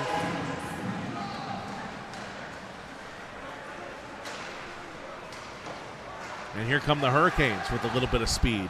But it was a 2-on-3 developing. It's kept in the neutral zone. Intercepted. Played back over the line by Marshall. Intercepted. Taken right back. There's a big battle right over by the Florida Southern bench. Burkhardt tries to keep in, but he can. It goes into the neutral zone where it is played up by Volpe.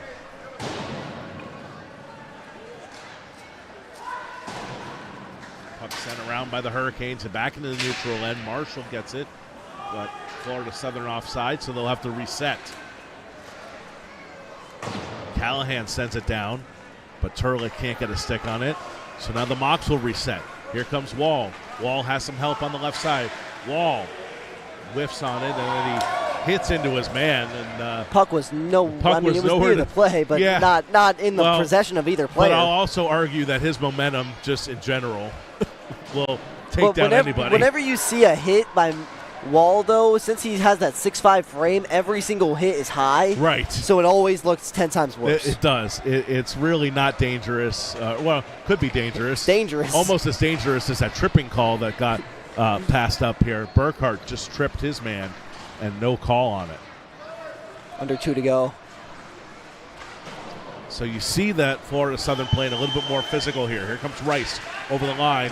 Good stick check to get it out to the neutral zone. Mensimer doing a great job in his final game here at Kendall, and we'll see how many more he's got beyond this.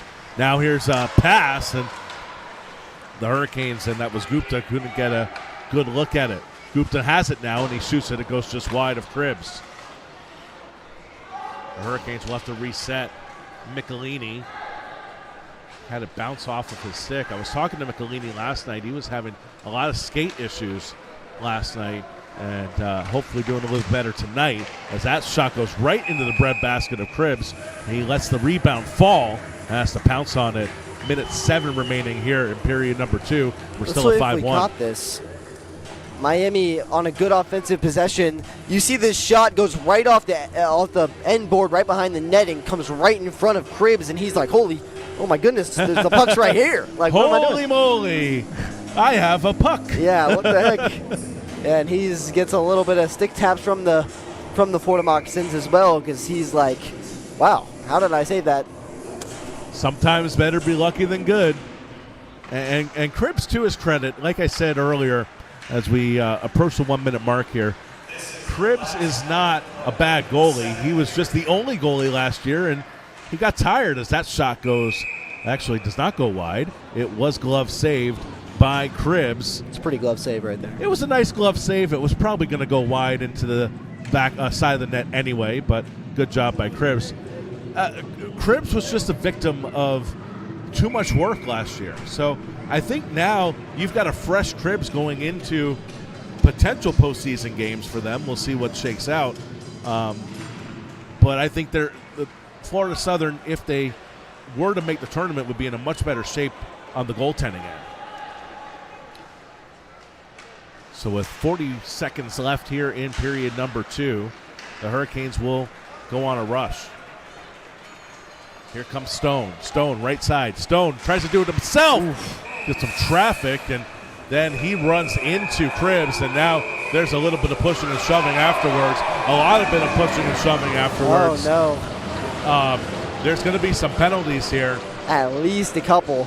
Stone, it was just momentum, it looked like. And, yeah, but he's going to let him go. Yeah. Wall's coming off. I don't know if this is going to be misconduct. That was Arts. That was Arts. Oh, that was Arts. Excuse me, that's coming off. No, Arts looks like he took a couple jabs. We'll take a look on the replay here. Yeah. As Hurricanes, very similar to their usual.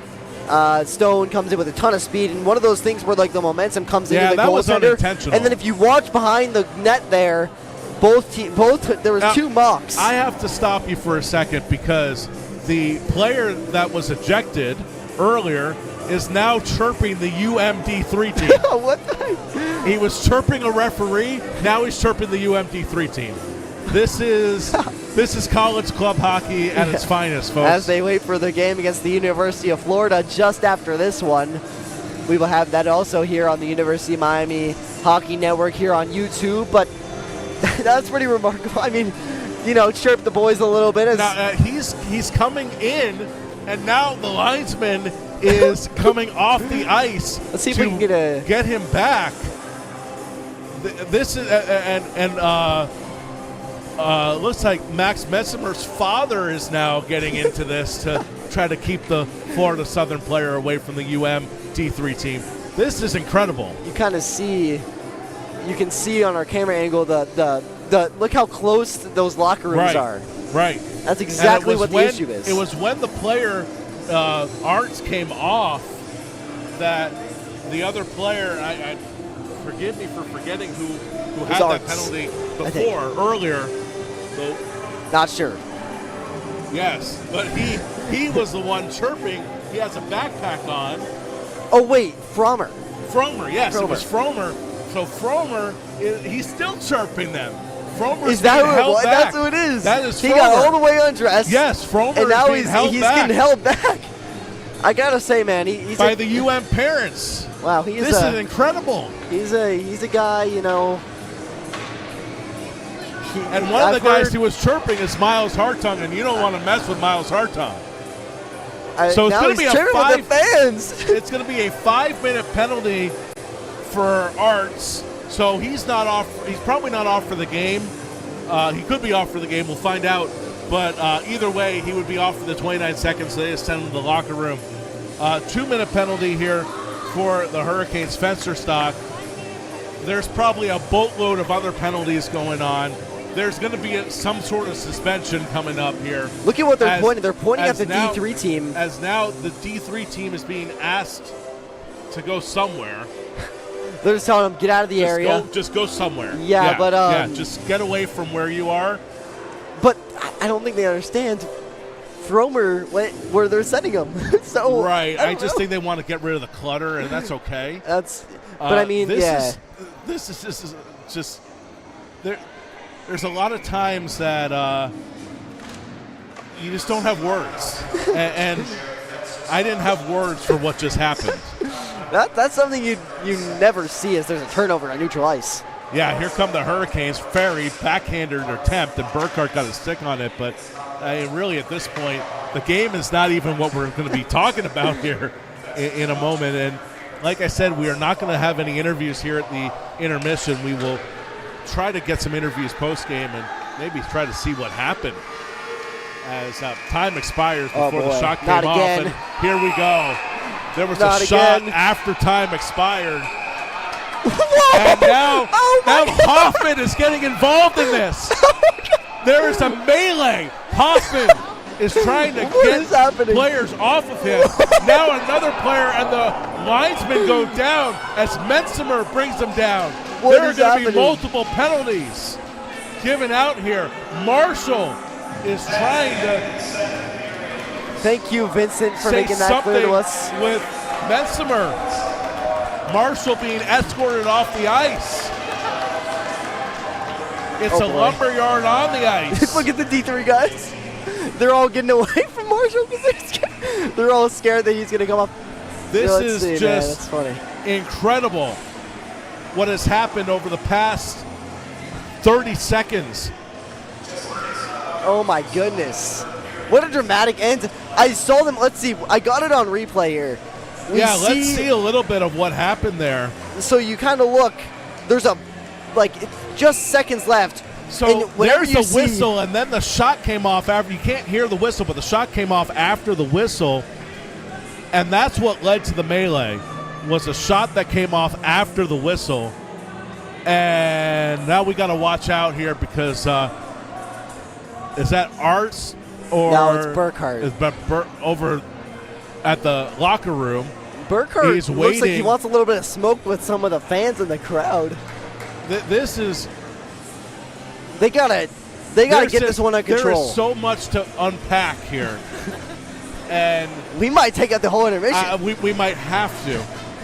But first, I'd like to tell you about our friends at Wells Fargo Advisors. This feels like a great time to talk about Wells Fargo Advisors and how they are a fantastic sponsor of ours. Thank you, Wells Fargo Advisors, for sponsoring our interviews, which we will have post-game. All right, let's take that off the board. We got that out of the way. Thank you, Wells Fargo Advisors, for sponsoring our broadcast. Wow. Let's just take a moment and breathe here, and let's just try to recap what we saw over the past 30 seconds there. That was the most club hockey experience I've ever seen in my entire life. I mean, whenever you see a late offensive opportunity and there's a whistle blows and then all of a sudden everyone's in the net, you look over and you're, oh my goodness, there's always mayhem because there's a goaltender that get hurt. You got to protect your goaltender, and then you see punches thrown, which kind of happened there with Marshall at the end as he came out, take his helmet off. That just doesn't even add to the penalties that were already on the board with Arts and Festerstock. And you have to imagine that there's going to be some sort of discipline from College Hockey South there on Fromer for what he did after when he's in street clothes. So, I mean, it just adds up. It just keeps adding up. And, as I like to say, you keep the meter running, right? Well, you talk about, the potential disciplinary action. This could very well be the last Florida Southern hockey game of the year. Yeah, and for Fromer, Fromer is a senior. So this is his last game. Yeah, fair what enough. A way to go out, man. We saw that sad. a couple of years ago. I saw that in one of the Hurricanes games. As the referees are now talking with the head coach of Florida Southern. We don't get paid enough. This is really Florida Southern's problem and not Miami's problem. Yeah. Miami, all things considered, has done a pretty good job of keeping their cool throughout this. But we saw this a couple of years ago in a game at the end of a season where a team that was not going to make the playoffs, and it was not Miami, it was a team that was not going to make the playoffs. Their seniors just went hard, and they were all tossed out of the game, and they kind of went kicking and screaming, very similar to the way the Fromer went. So this is not unprecedented here. I know you have not lived it, but I lived it here a couple of years ago. So I tell you what, why don't we take a breather, and we will digest our thoughts, and we will be back here for the start of the third period in about 10 minutes.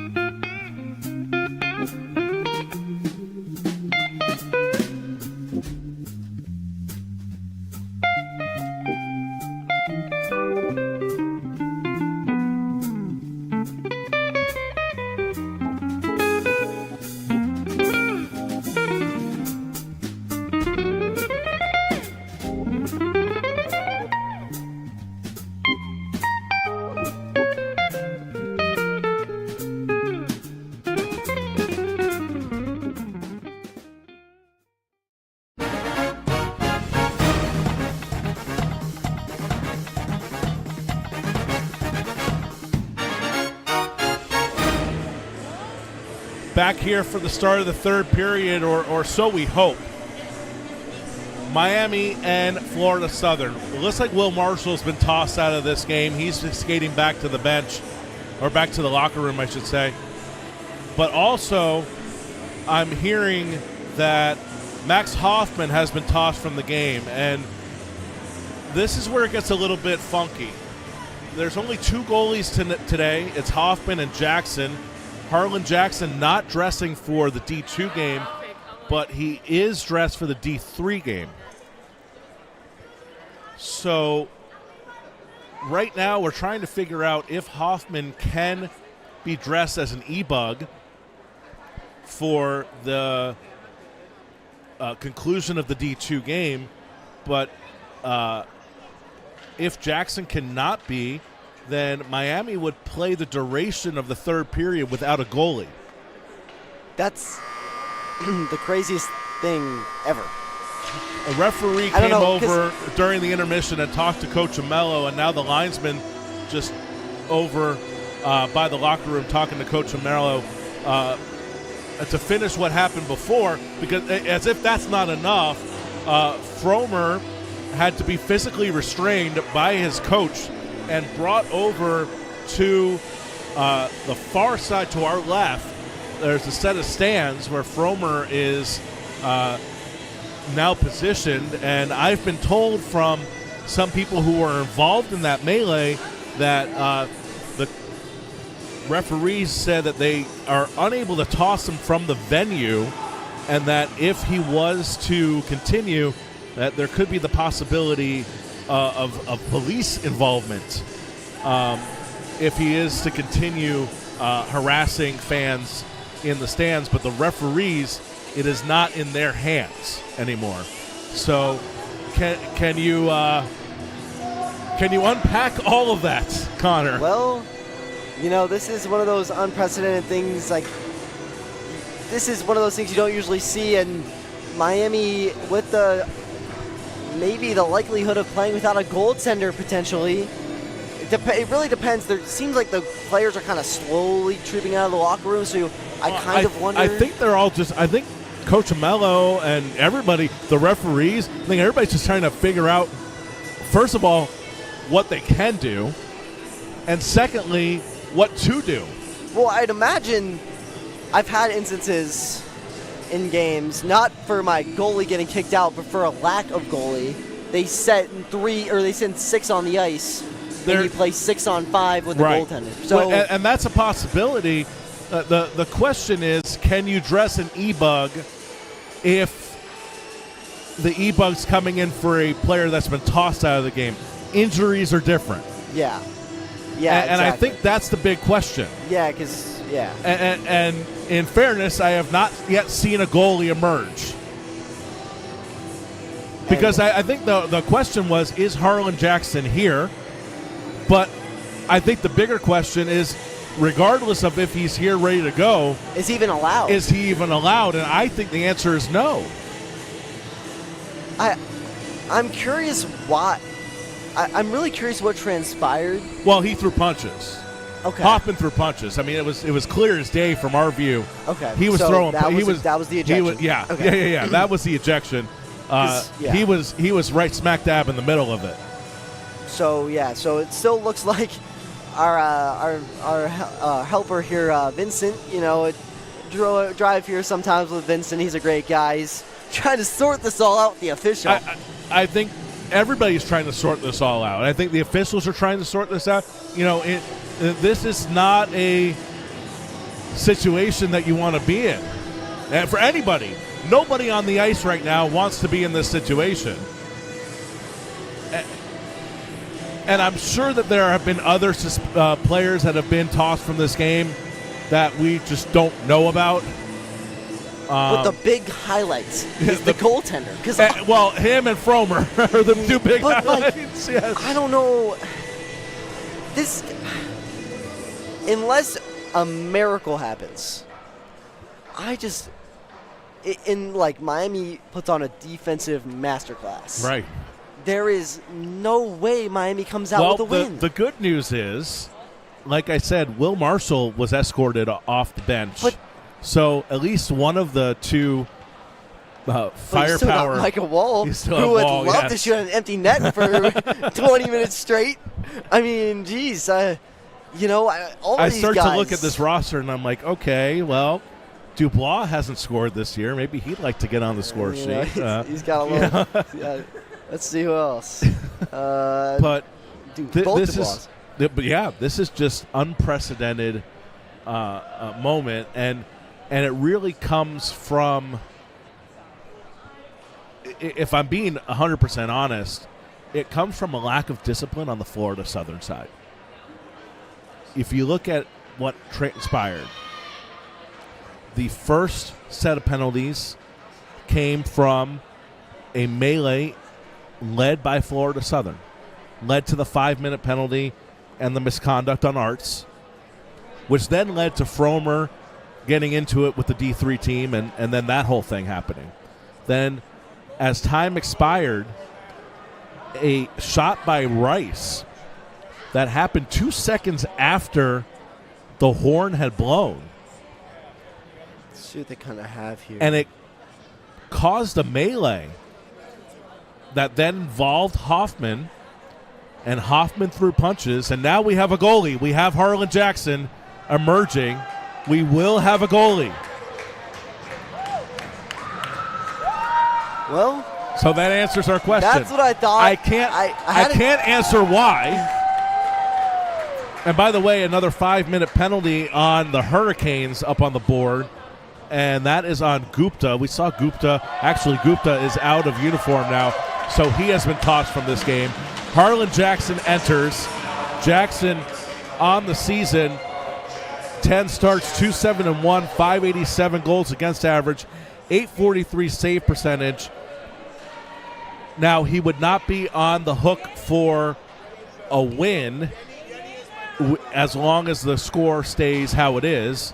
This is Hoffman's game as of now, but depending on how things shake up here in the third period, where we will start 4-on-3. Connor, would you like to have the honors? I don't know. I'll take it away. Yeah, go for it. This is we're in for a treat for this third period. Even if the score is crazy, you have Harlan Jackson obviously with 0 shots that he's taken this entire weekend, so he might be a little rusty, but he's getting thrown as the fire. As here comes Elon Astulin. He's got time and space, one-on-one, a shot, and a glove there by Cribbs. One other thing, it's we're hearing the announcement. Mensimer for Miami, Marshall, and now there's an injured player getting help off the ice for Florida Southern, as if it can't get any worse, right? So far, just live game feed that I'm getting from AAU is that the goaltender switched, but we will try to give you as much as we can as this period moves along. The first confirmed, though, Mensimer and Marshall and Hoffman are confirmed. As we get set here in this third period, Wall with a ton of speed. He goes low circle. He puts on the brakes behind the net. He still cycles. He's got a 4-on-3 advantage. Volpe from blue line over to Wall, high circle. He goes to the point. There's a shot. It's saved there. Be careful. Oh, boy. Yeah. Not again. And for Marshall, by the way, that was a disqualification for Marshall. That's a disqualification for Hoffman. Just a game misconduct for Mensimer. So Mensimer would be eligible for the first playoff game. Hoffman would not. And Marshall would probably not be eligible for his first game next season. Are you keeping notes? So we're going to be talking about this for a while, even in the next season, because, one of the top scorers for the Mocs not being able to appear in the first game potentially. So battle in the corner here. Mocs set it free. There's Rice. He gets it up top to Volpe. Volpe heavily guarded there. Back down low to Wall. Wall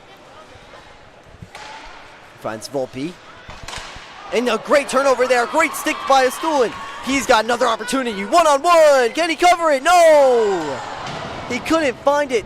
and he gets pinned into the boards by Volpe.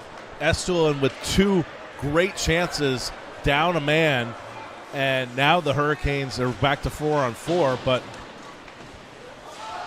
he needs to bury one of those 2. Michelini has had issues with his skates for most of this weekend series. Falls once again, but it goes down the ice nevertheless. Volpe now, he's got Peterlin cycling with him. Volpe gets past the blue line, and he tosses it over to Williams. Williams at the blue line. He's got Peterlin. Peterlin accepts the pass. High circle. Goes just wide. Great job there by Festerstock to pitch it free. No defense back. Can they get a shot on? He turns around. Spinorama. They score! Wow. They score! Jake Turlick. His 9th of the year, excuse me. And the Canes go up 6-1. Great job there by Festerstock. We'll take a look at the replay here as he comes down. It's 4-on-4, but it's really 2-on-1, and he finally gets that pass off. I didn't think he was going to do it. I thought that he was going to get caught up in the traffic, and that puck goes right in, right before the net comes off. Beautiful play. See the little spinorama attempt there by Festerstock to get that one even over to Turlick, and the Canes able to take advantage on the 4-on-4 as referees conferring a little bit. They give the A-OK, and the puck drops once again at center ice. Jusko able to get that one back for Zdakis. Zdakis behind the net now. Sam Stone off the boards, and it goes on the stick of Rice, so the Mocs will pick it up. Right at the center dot now. The Mocs continue up the ice. Quick shot off the glove of Harlan Jackson. He gets a little bit of a roar from the crowd as some approval from the fans here at Kendall Ice Arena. Good turnout for this senior weekend. Wright's in the corner now, right by the Division 3 team. Glove attempts, glove save there by Harlan Jackson. You know, something interesting I just thought of. It's not going to happen. Harlan Jackson's playing the D3 game. But technically, because it's D2 versus D3, I would imagine that Hoffman would be eligible for the D3 game. It's an interesting There point might be a to technicality note. there. I don't know. Now that's not going to happen. That's just fun armchair GM by me. Yep. Those are good points, though, because you think of all the hypotheticals, right? What could happen? Who gets kicked out of the game? How does it happen? Is he eligible? Is he not? I guess we'll find out. And after this 16-30 expires here in the third period, and who dresses for the next game as Dubois comes in with a ton of speed. He makes a good move around the Hurricane, but he loses the puck and in the boards. Zdakis with good defense on him. Wall behind the net. He's got Kashrikani and Zdakis down low. Right across the Rice. Good stick there by Abin, and it's chipped out there by Berg. Peterlin now in the defensive zone of the Mocs. Chips it up to Woll. Remember, no Will Marshall for the duration of this game, so that'll do it probably for his 2024-2025 campaign here at Kendall Ice Arena. At the end of all this, there's going to be about a 30-second power play for the Mocs, and remember, that's a 5-minute penalty. So Peterlin with a wine shot off rebounds. Great save there by Jackson. Now Moore with an opportunity, but Wall comes right off the bench. He come out a little bit, I think he was a little bit early, maybe not. Wall, he wheels, but he loses the puck, gets a little bit tripped up, and they're going to call that a trip. Might have lost an edge, but nevertheless, looks like that tripping call is going to be called 100% of the time, just because the referee sees the action of falling. You know, he's not necessarily looking at exactly where that stick is. So I'm not opposed to that call. Was it a trip by the book? Maybe not. But a referee is going to see it that way. He sees a stick go into the skate or near the skate. and then he sees the man fall down, he's going to call that 100% of the time. So just like that, when Miami thought they only had 22 seconds left to kill off that penalty, they get 2 more minutes added on. So Miami having to regroup now. Now at neutral ice, Tyron comes right in. Tyron gets over to Williams. Williams over to Volpe. They get in their power play setup. Volpe from distance. Good shot block there by Elon Stulin. First penalty's over, back to 5-on-4. Minute 30 left. Whoa, with the slap shot, goes high off the stick. And there it goes all the way down the ice. Cribbs plays it, takes a weird bounce. He's got pressure from a couple Hurricanes, but it springs back around the boards. Volpe now. The ice looks a lot better at this time in the third period than it did in this time in the second period. Now that delay we had may have had something to do with it. Yeah, it's a little bit of the use. Got used a lot and then not maybe dumped as much water this time as the Mocs come in with some pressure. Good stick there by Sudeikis to keep it wide. Battle in the corner. Back up top for Volpe. Volpe over for Peterlin. Direction in front. Awful couple of bodies and stick to side. Now it's back down the ice. 45 seconds left to go in this third period, in this power play, 14 and some change left to go in the regulation. Peterlin now able to find Tryon. They go to U to D, and Wall couldn't find that pass. You can definitely tell that this Mocs team is losing some of the offensive firepower of Marshall on this power play. I'm not going to say that renders Wall powerless, because it doesn't. Wall is still a force to be reckoned with, but it's a lot easier to be a top goal scorer when you have a second top goal scorer with you, because it's the old adage of, 2 wide receivers in football, right? You can only double team one of them, so. Yeah, creeps right in. Walker saved there by Jackson. Jackson's looked really strong to start this third period despite being thrown into this game. Wall down low behind the net. He's got Kashikani. Centering feed right in front. No one home. Dubois at the blue line. Over to his brother. Goes right in front. Backhanded try. It goes just wide. Wall had that right on the side. Now it goes in the corner. Centering feed. And Michelini's able to intercept it. Turlick now at neutral ice. He's got Brendan Stein and Callahan. It goes off the stick of Brendan Stein. Brendan Stein, a traditional defenseman, but playing as a forward at the Division II level. Still trying to get a little bit comfortable, as there's a good check there by Callahan to get the puck free. Brendan Stein passed a little bit too hard on him, so it goes all the way down the ice. In the corner now. Berg right in front for Brendan Stein. He couldn't bury it. Great pad save there by Cribbs. Well, that would have been great for the confidence of the young Brandon Stein to get a goal, a pretty easy goal there. He had a great opportunity, great shot. Cribbs read that all the way through, though, so a good play by him. Turlick now gets the saucering feed to Berg. Berg couldn't quite find it on his stick, a little bit too high, so Turlick finds it once again on his stick. Quick feed from distance from Sudeikis. Canes are able to keep it, though. Turlick getting battled with hard there by Rice. Rice getting a little extracurriculars, and they'll blow that dead. Yeah, there's going to be a penalty on Rice there for the interference, most likely. Both people kind of chatting it up, and it looks like they're going to get both of them. I'd imagine both to kind of set the message. No, I don't think it's just going to be on Rice, yeah.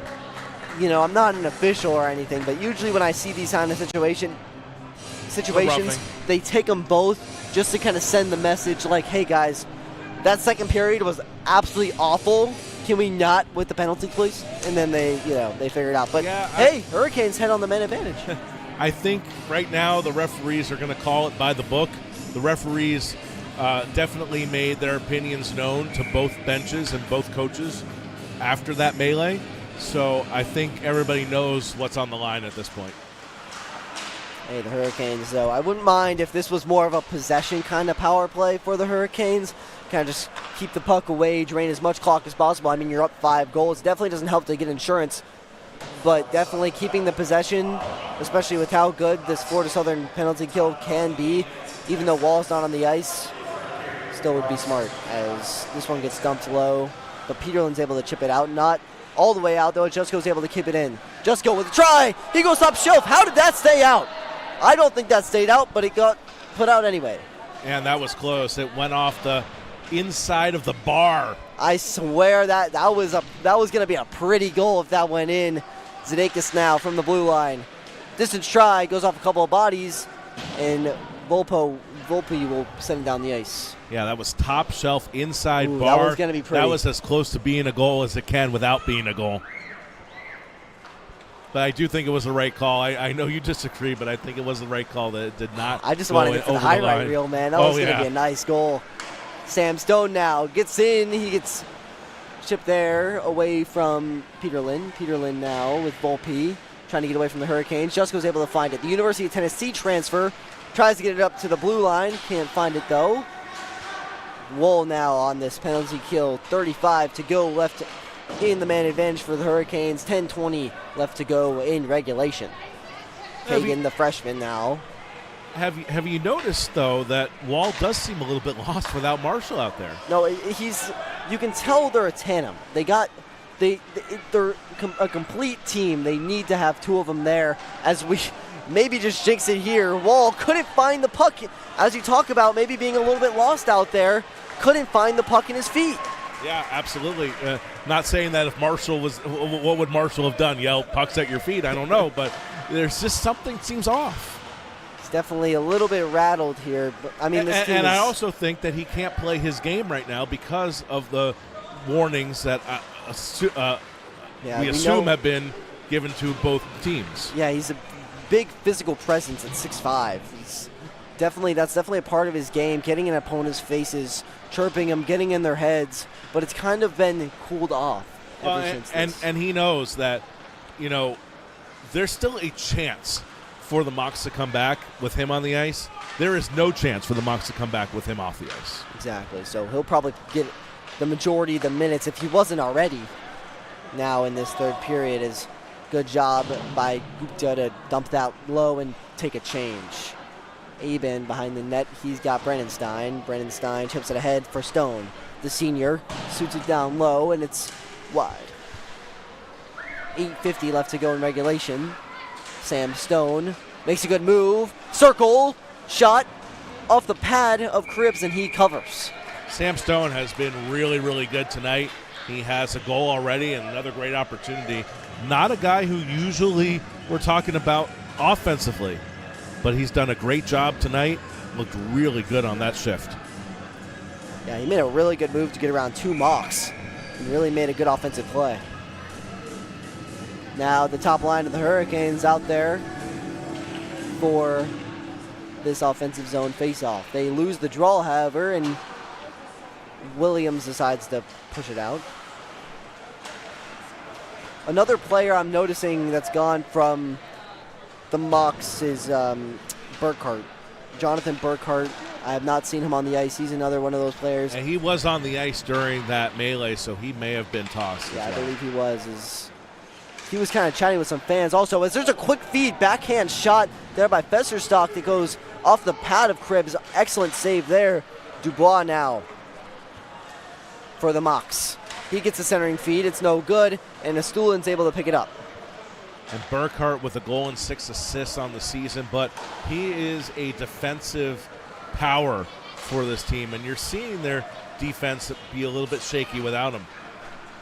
Wall, quote, you kind of saw there, I was kind of stuck on the change by the boards as there was a developing play right by the Florida Southern bench. It looks like Florida Southern didn't really know what kind of players they wanted there, so that ended up being a Hurricanes opportunity for Elon Astulin, and Miami, with an opportunity of their own, just went a little bit too high into the netting. Yeah, they just seem completely lost out there right now. Their weapons have been taken away from them, and I mean that in two ways. One, in terms of physical players, but also in terms of their style of play. It's just been taken away from them. Kagan now comes in. He pulls on the brakes. He tries a little give and go. It's able to stay in the Hurricanes' possession. Not for long, though, as Rice picks it up. The hat trick from last night. Can he get something going for the Mocs? He's got to get it going fast.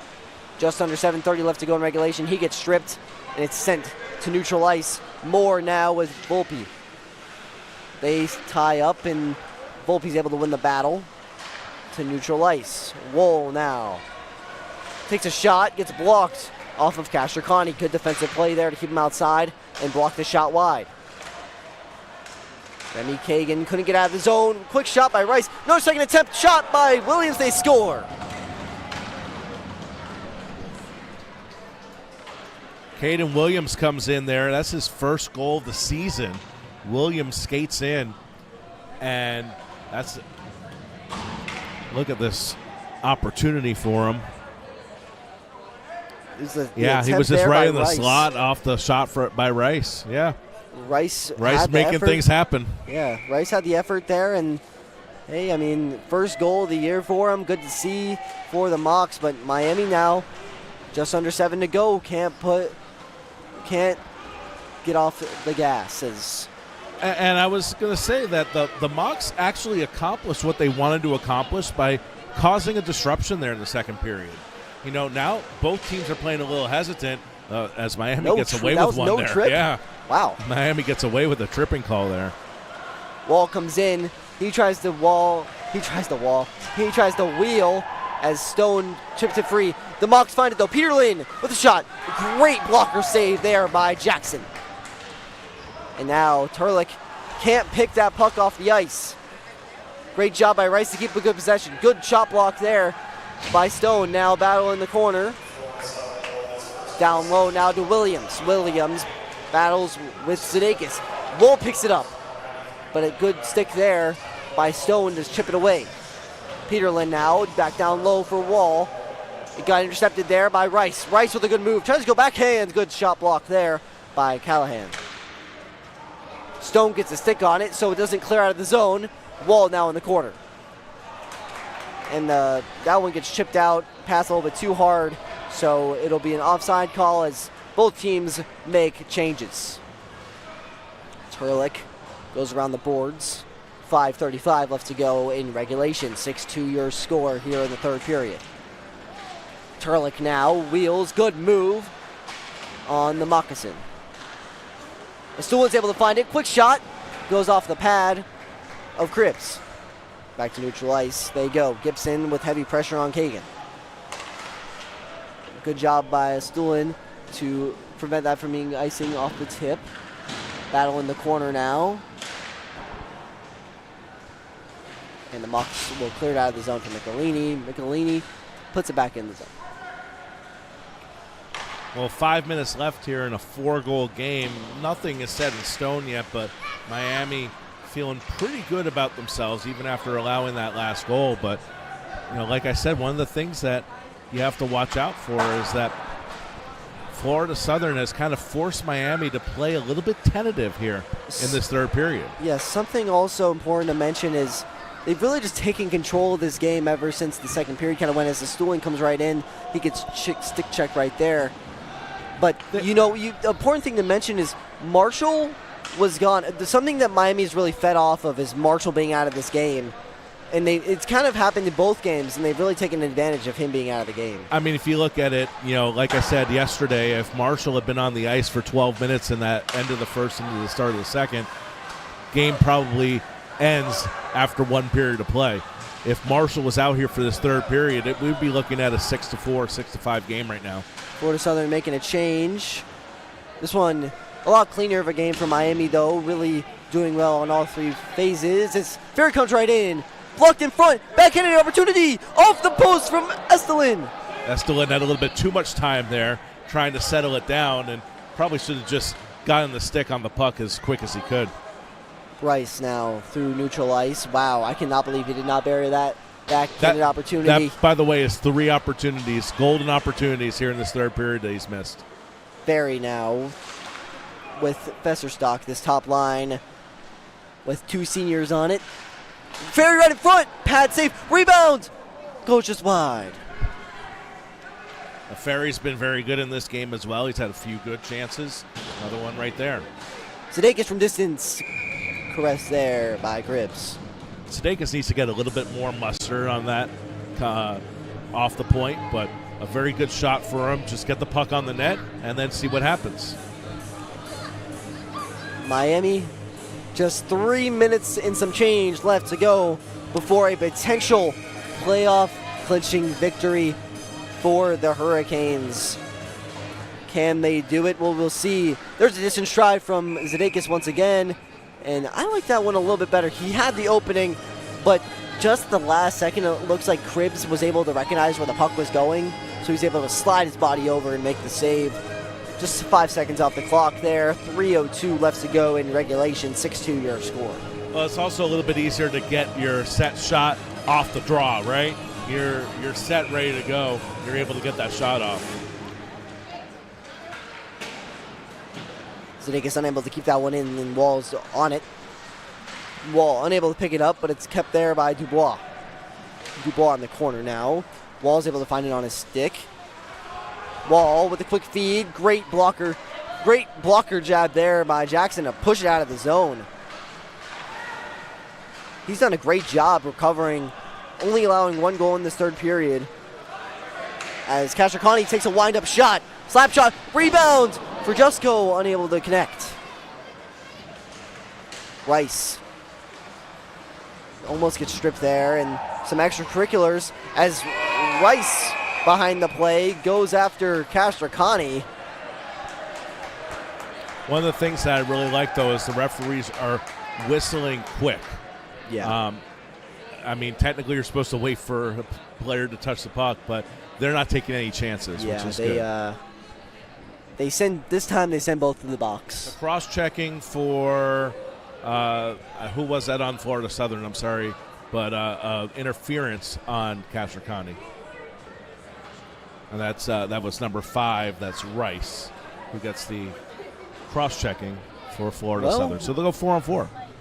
4-on-4, and just after this 4-on-4, if it goes all the way through, it'll be 19 seconds left in regulation. So this will just about do it. 4-on-4 will go all the way through. It's 4-on-4. That's right. This has been a game. This is why I'm here. This has been a game where, there's been a lot of twists and turns. And, as a play-by-play guy and / color analyst, it's been like a mouthful, but, this has been a series that's been a lot of fun to call. Lots of goals. These 4 games between these two teams have been a lot of fun. Yeah. Even the losses for Miami, there was a tough weekend up there at Florida Southern. Lakeland was a tough place to play for them. They get a nice crowd, man. They really do. Even in a down year for them. Even in a down year for them, they still had a very good crowd. The crowd maybe wasn't as good as the crowd they had the previous year and for the tournament last year, but they had a really, really good crowd. That place was rocking. The games were good. Miami did not as much lose those games as Florida Southern earned a win in both of those games. The tie last night was a well-earned tie by both teams. They were just trading jabs figuratively, and then tonight they were trading jabs literally. Yeah, but looks like Miami, with 1:30 left to go, just trying to ice this one as Wall wheels. And this is going to make the night go a little bit easier for the Hurricanes. They can sit pretty, breathe easy, as for all intents and purposes they will have clinched a spot. Hopefully, presumably, in the College Hockey South tournament, which will be at the Florida Panthers Ice Den next weekend, or is it 2 weeks? I got to double check the dates. I think it's in 2 weeks. So get your tickets now. The tickets are on sale. I just wasn't getting mine until I knew that Miami was in it, of course. Quick shot there. Jackson able to spring it free, and this ends up an opportunity for Moore. Moore's got Callahan. Moore goes all the way in. Oh my goodness! He held on it for just a little bit too long. Got Cribbs to overcommit, but couldn't find the loose change. Moore, one of the typical first-line guys at the beginning of the year, staying on the second line for the Hurricanes. But, man, he was so close to making this 7-2. He had a wide-open net there and just hit it off the side of the net. The good news is that goal really isn't going to mean anything. So he's going to lose some sleep over it, but maybe not as much as if it was a 6-5 game. That could have been something special. One way to ice it, as there's just under 30 to go here in regulation. Wall now for the last time in 2024. Gets stick check there. Here comes Callahan once again with One more. more chance. Callahan, Back to 5-on-5. Shot off the pad. Another chance right in front. He gets cross-checked right in the back. Rice just coming out and just handing cross-checks. Yeah, he was just coming in and giving cross-checks to basically every single person with the puck. But I don't think he's going to get called. I don't think these officials want to call it. They're just like, let's get out of here. They're like 9 seconds. 9 Let's seconds, go. boys. Please, let's get out of Running here. clock. Here we go. As looks like the Hurricanes will come out victorious in this one. Just 9.6 left to go in regulation. Good feel-good win for the Hurricanes. They had a night last night where they were, it was a jab fest, as you said. They were just going back and forth, and this time just doing better on the defensive side. They were just making good plays, getting in lanes. As there's one last shot there from Berg, it goes wide. Callahan will probably just put this one to go. He got it on net. The Mocs get one last little jab at the Hurricanes, and the Hurricanes come out victorious in this one, beating the Mocs 6-2, your final score, and potentially, most likely, clinching themselves a chance in the College Hockey South playoffs. I don't know if they're going to do handshakes. I highly doubt it. Maybe they will. We'll see. But I will say my star of the game, Harlan Jackson, having to come in the third period, only allowed 1 goal. And Florida Southern, and I give credit, by the way, to both teams that they will do a handshake line. I think both teams, cooler heads are prevailing here. This was not looking like this was going to have a handshake line 20 minutes ago. Let's just hope there's no punches No. thrown here. I think everybody got the memo. Keep and, the camera on here. Yes. But I think Harlan good Jackson, just want to finish my thought on Harlan. Had to come in cold. He's going to have to play another game following this. And he really stepped up and kept Miami's chances of the playoffs alive and likely got them in. There's a little bit of frustration on the Florida Southern side as understandably as the players head to the locker room, and yeah, you're right, completely understandable considering the circumstances. This was a tough game for them. They lost a lot of their firepower. We are going to forego most likely our player interviews just because of the emotion. We want to try to keep the players away from each other, and I don't want to start to cause anything by bringing anybody over here. So we are going to most likely forego those player interviews. If they come over, we will get them. If not, then we will move on. But I just don't want to take a chance. There's some jarring still going on by the backup goalie Simeonian and somebody in the locker room. Henry Skinger. There was somebody else in the locker room that he was talking to that I couldn't see. So. Again, just out of the abundance of caution, as they say, to try to keep players on both teams away from each other. We're not going to be the reason why more suspensions are handed out. News. So we're gonna forego our player interviews. A special thank you once again to Wells Fargo Advisors for sponsoring those player interviews that we would have done in that situation. But anyway. Connor, we got another game. Yeah. We got to take a breather before this next game. Yeah, but that'll do it for this matchup between the Florida Southern College Moccasins and the University of Miami Hurricanes. 6-2, your final score here in Kendall Ice Arena. Thank you so much for tuning in. And just shortly, we will have the Division III team taking on the University of Florida. So definitely tune into that. We look forward to seeing you there. With that, that'll be the end of that. We hope to see you soon. Have a good rest of your afternoon.